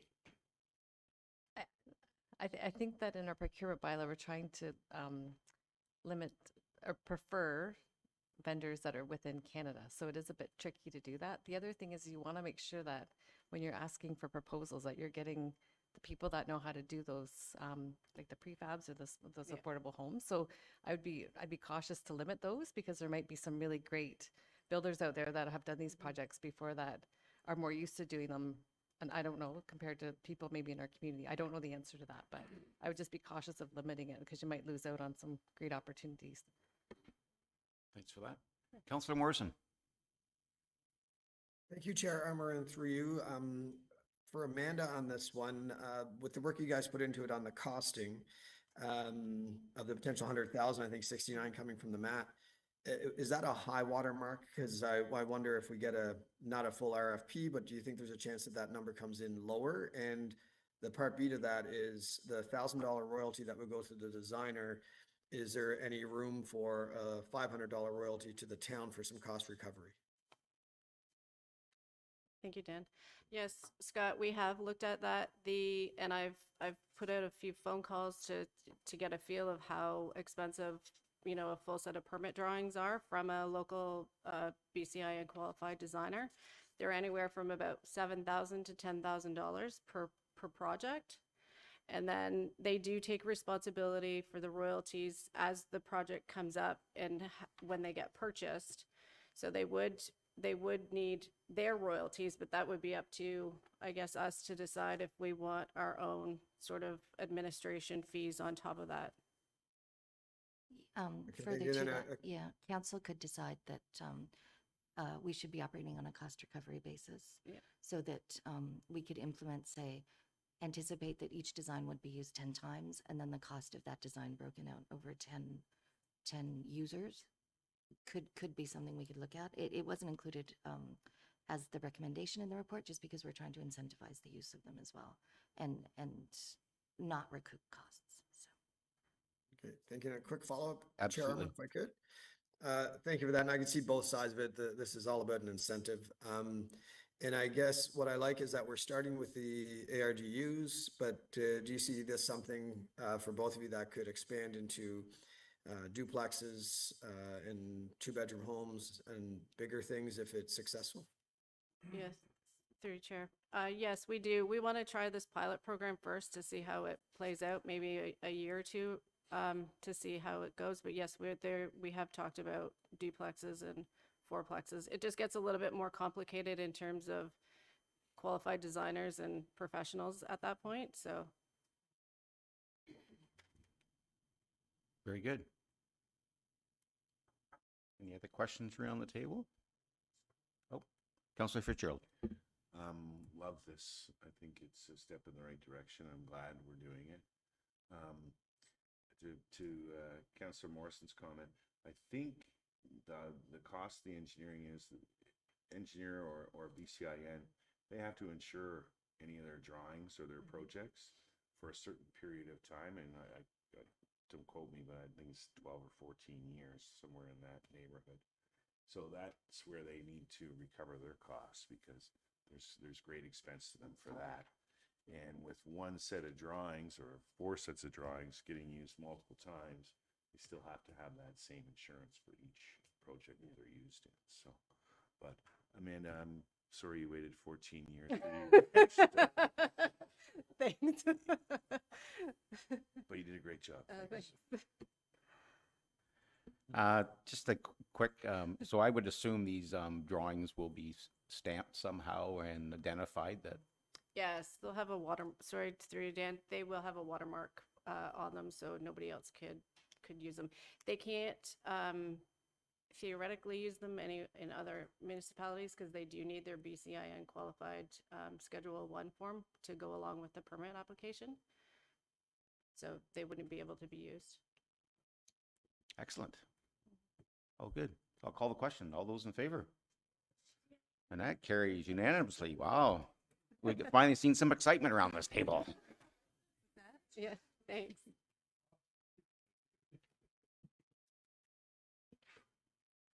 And why we're here, Director Maxwell is not leaving us yet. We'll move on to 5.2.5. Director Maxwell, report number DEV 2025-74 is the Huntsville and Area Horticultural Society requests. And this is for information only, everyone. Thank you, Chair Armour. The Historical Society has been working on digitizing records at the library and reviewing the list of interest properties, and they've come back with a few requests of things for council to consider for implementation in the future. With the of interest list, it's been determined that there's a number of properties that should be added, as well as potentially some being removed. Because the current list is only in effect until January of 2027, it doesn't really assist anything with changing the list currently, because of course the only protections is for a property being on the list or to prevent demolition at this point. So any new properties that would be added would only be able to be on the list for 2 years, and then they can't be, once they fall off, they can't go on again for another 5 years. And the list currently consists of 200 properties, give or take. So staff didn't feel that it was necessarily a good use of time to change the list until the existing list has been fully addressed. A request was made to consider implementing incentives for designation, like a tax relief program or a restoration grant, and also designating the BIA area as a heritage conservation district, or even looking at a plaque program to have recognition of the properties that are of interest. And while staff appreciate all the work that the Historical Society is doing with our heritage, there are staffing and budget resources required to implement or administer any of these additional programs. And so at this point, we're not recommending that anything be implemented, but we're happy to work with the Historical Society moving forward on designating any other properties that they feel should be designated. Very good. Do we have any questions? Oh, Councillor Clark. Thanks, Chair. Just a question, I guess. So does an owner that finds that their property is on the list of interest have any say whether their property is in fact added to the list of interest if they don't want their property added or designated? Thank you. For designation, there is an appeal process. If we were moving forward designating a property where the property owner was not in support, they are able to appeal that through the OLT. And I don't think that council would ever be in a situation where they wanted to do that necessarily. But the of interest list, I don't believe there's any opportunity for a property owner to ask for it not to be included, other than asking council to take them off. So follow up on that. So the formal process would be someone would have to come and do a deputation to council to have them removed from the list? I believe so. I mean, they could submit a request, and we could have the Historical Society review the property to see if there was any architectural value to the structure, because in essence, the only protection or the only prohibition is demolishing any structure on the property if it's on the interest list. But that is where they come to council and say, we need to get a heritage permit in order to demolish, which council has approved several of in the last few years.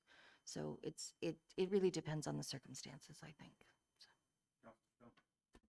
Yeah, I'd just like to say I have difficulty with many of the requests, three of the requests. But since the recommendation is option one is to take no further action, I'll just leave it there. Okay, thanks for that. Oh, Councillor Clark? Thanks, Chair. Yeah, I was just going to say something along the same lines as Councillor Stone. I can think of at least 2 or 3 properties that I know that may be on the list of interest where the owners are absolutely do not want it to be designated.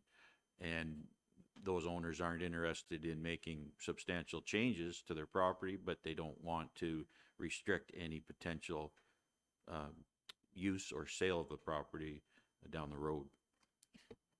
Sorry. Go ahead, If I Director. may, one of the things that the Historical Society is doing currently is we've sent a letter to all of the property owners on the list and notifying them that the student that the Historical Society engaged would be taking pictures of the property from the street. And if they didn't have any objections, asking to walk around the building and take pictures from all sides, just to be able to document what we have currently. That doesn't necessarily mean there will be any further steps after that, but it's really just right now documenting and determining and then looking for people who are interested in designating. Councillor Renwick. Thank you, Chair Armour. I would have to agree that the recommendation is that staff does not have the time at this point, or we don't have the resources to do it. I do want to acknowledge, though, the work that the Historical Society is doing for our community and the fact that around this table in this council, we don't have a heritage committee like we used to have. So, you know, I think they're sort of finding it very frustrating that, you know, they can't really get all the work done that they want to do, but they will continue on with what they're doing. I think the fact that there's the plaque program, I would like to suggest that we look at the plaque program because it was initiated and it was something that was done prior. It would not be as much time and energy from staff, I believe, but maybe it's something that we could investigate to see if it's something. But I think it's important that they get those other names onto the list, with the exceptions of perhaps some of the residents that don't want their names on there. But some of the reasons why they're designated is the cultural. Some of it's cultural, and some of it is architectural. And again, we don't have anyone on council or on staff that really has that information or that knowledge about what is cultural, what is historic or architectural. So I guess all in all, I agree with council or with staff's recommendation to not go ahead with this, but I would like to look at the plaque, putting plaques or using the plaque program that we did before, if that's something we could look at. No comment? That's all good. No, I'm just It's thinking okay. about, so we could look at doing something for the 2027 budget and seeing what that would look like. We just didn't have any information as to what the cost of the plaques would be, what the design, any of that currently. And of course, the 2026 budget was set last year as well. And so it's just, but yeah, that's definitely something that we can speak to the Historical Society about moving forward. So. Very good. Mayor Alcock? Thank you, Chair Armour. I think, Kirsten, you just answered the question because I concur with Councillor Renwick. On the face of it, it looks like we have a lot of the information around the program, and it was just further work. But I think what you've proposed makes sense to me, so that's great. No other questions? Well, that was just for information. Thanks, everyone. And Mayor Alcock's going to reassume the chair. All right, thank you very much, Deputy Mayor Armour. And so we're moving to agenda item number 6, and we only have one item under new business, and that is our committee discussion with respect to the fireworks deputation. So I'm wondering if we have a motion prepared around this. Do we, Deputy Clerk? We might have a motion that we could put on the floor for our discussion. I think I know where it's going, but I just wanted to throw it on the screen. And we proposed a mover and a seconder. That's great.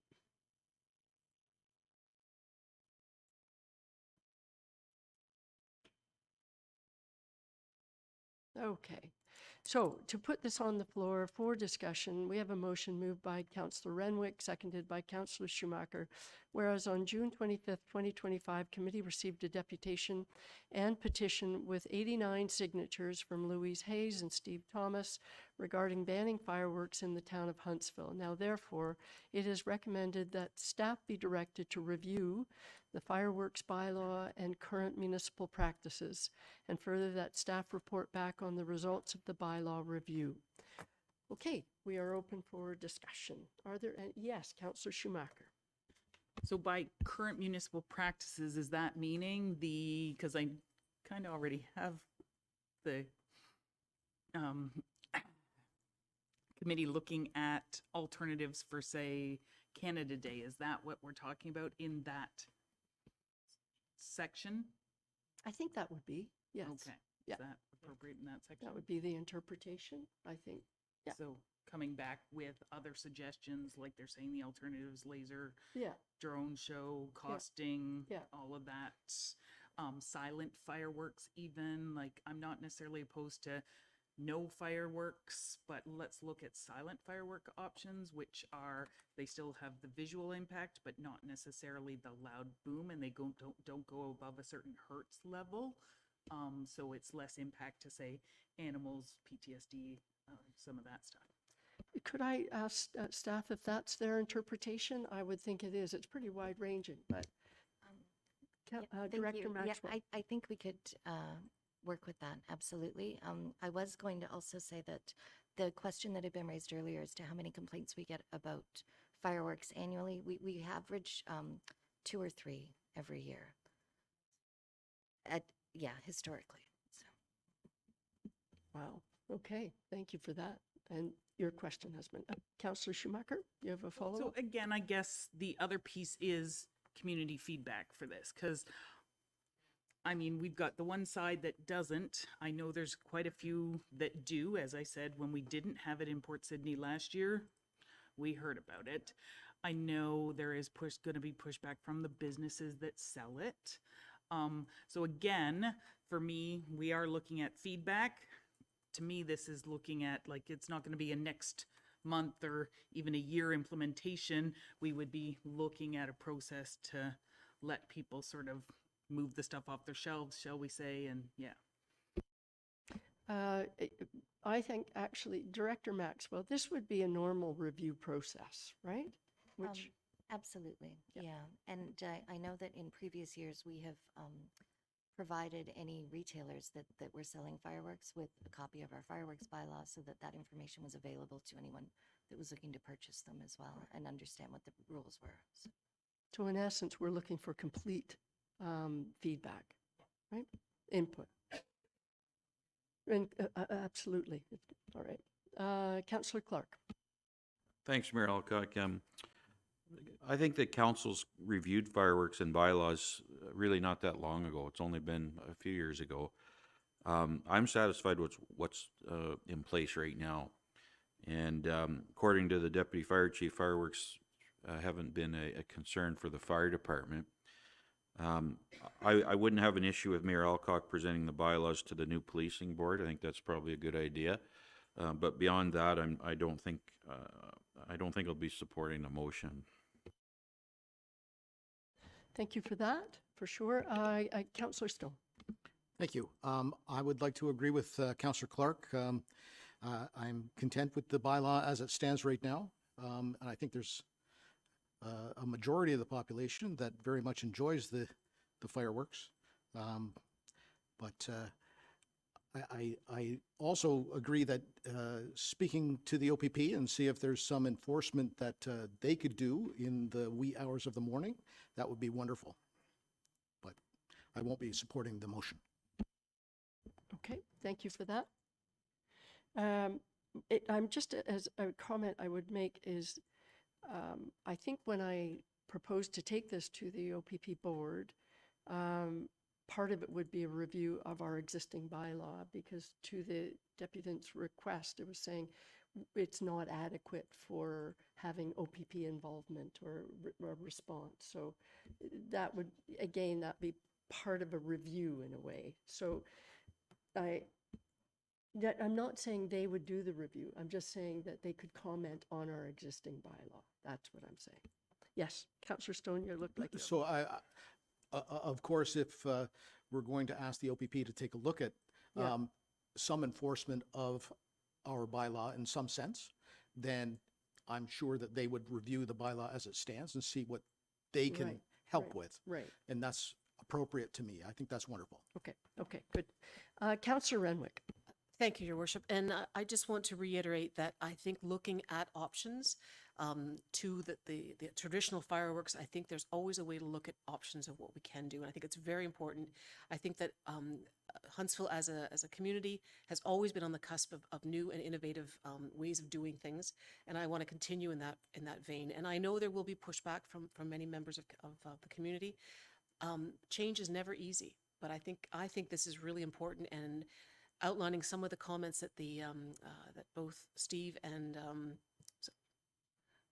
Louise mentioned, in particular the PTSD, and there are sort of silent sufferers that we don't know about, and I just, for the sake of some noise and a celebration of Canada Day, I think there are options, and I think we need to investigate them. So I'm 100% in favor of the review, and looking forward to looking at different options for sure, going down the line. Thank you for that. I will note that it is not unusual to review a bylaw after 5 years, and it has been 5 years. So just a comment. Deputy Mayor Armour. Thank you, Worship. Just to throw into the mix a little bit, maybe while we're reviewing the bylaw, we just maybe look at zones or areas or things like that maybe they're not appropriate where in one area where there's multiple homes to be letting fireworks going off, but somebody who lives in the rural area and there's no homes around them and it's not a fire ban or something. I don't know. I just think maybe look at different options that we don't eliminate them completely, but we certainly make it maybe a little bit harder for those to purchase and let off. Okay, thank you. Director Maxwell, is that something that? Yeah, absolutely. It's something that can be reviewed. I believe, and I might be wrong, but I believe currently there's sort of two aspects to the fireworks. There's the residential version and then the display version that are the larger ones, like the ones that the town does, as well as some of the resorts. But it's definitely something we can look at and see if other areas have implemented something along those lines and what that looks like. Enforcement for fireworks complaints is very, very difficult because we don't normally have staff working after 10 o'clock at night when they're going off, but also we get the complaint and the complainant will say it was across the lake from me, but I don't know which property. Well, trying to identify which property it was the next day or the day after it ends up being quite difficult, but it's where we will bring back sort of a sort of review of what other areas are doing and provide options. Okay, follow-up. Thanks very much. I hate to make all this work for you, but I'm just curious if we should be looking at this from a short-term rental perspective also. So making it part of the bylaw that short-term rental properties cannot use fireworks because they're just here for a visit, maybe a weekend, maybe a week, and they might not be aware of our bylaws, et cetera, and that might drop down a little bit on the bylaw having to attend or those fireworks across the lake, et cetera. So maybe see if you can squeeze that in there too.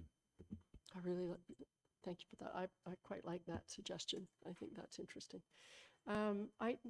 Did you, Councillor Cluche, you didn't have your, okay. My spidey sense, I thought you did, but Councillor Schumacher.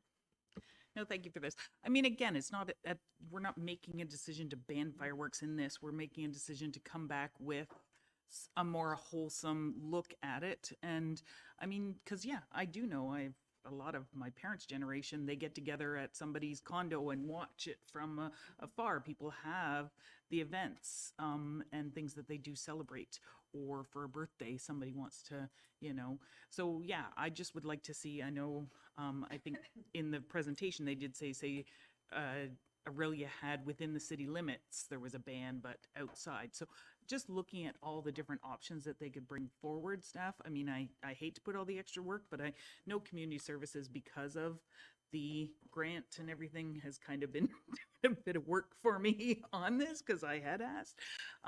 But yeah, I mean, again, we use a grant program to put this off, and that is what comes from our federal money.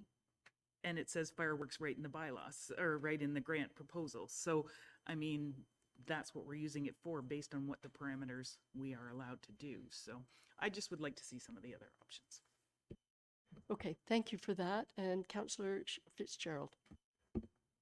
Thank you, Worship. Yeah, I know it's not up for review right away, but I think things have changed so drastically in a short period of time here in our community. And, I think when we have a request that is a reasonable request, that we have to consult with the public, a lot of new constituents, and a lot of new thought processes about the cost of fireworks, the economy of fireworks. Should municipalities be doing fireworks when our roads need repair, or we should be looking at housing? I think the mindset has changed, and I think we would be remiss if we didn't look into it at our earliest convenience, especially if we have funding for it. All right, I don't think I have any other hands up. So we have a motion on the floor. So I will call the question on that motion. All those in favor? All those opposed? Okay, and that carries. And I'm sorry, Scott, I didn't see your, He did, okay, all right. Thank you for that. That is that, so you're going to print that out, and that, right? So, we don't have anything else other than one motion left. I have a motion moved by Councillor Morrison, seconded by Councillor Cluche. It is recommended that we do now adjourn at 11:32 a.m. Great as that. All those in favor? And that carries unanimously. Okay, thanks everybody. Thanks for lots of good discussion today.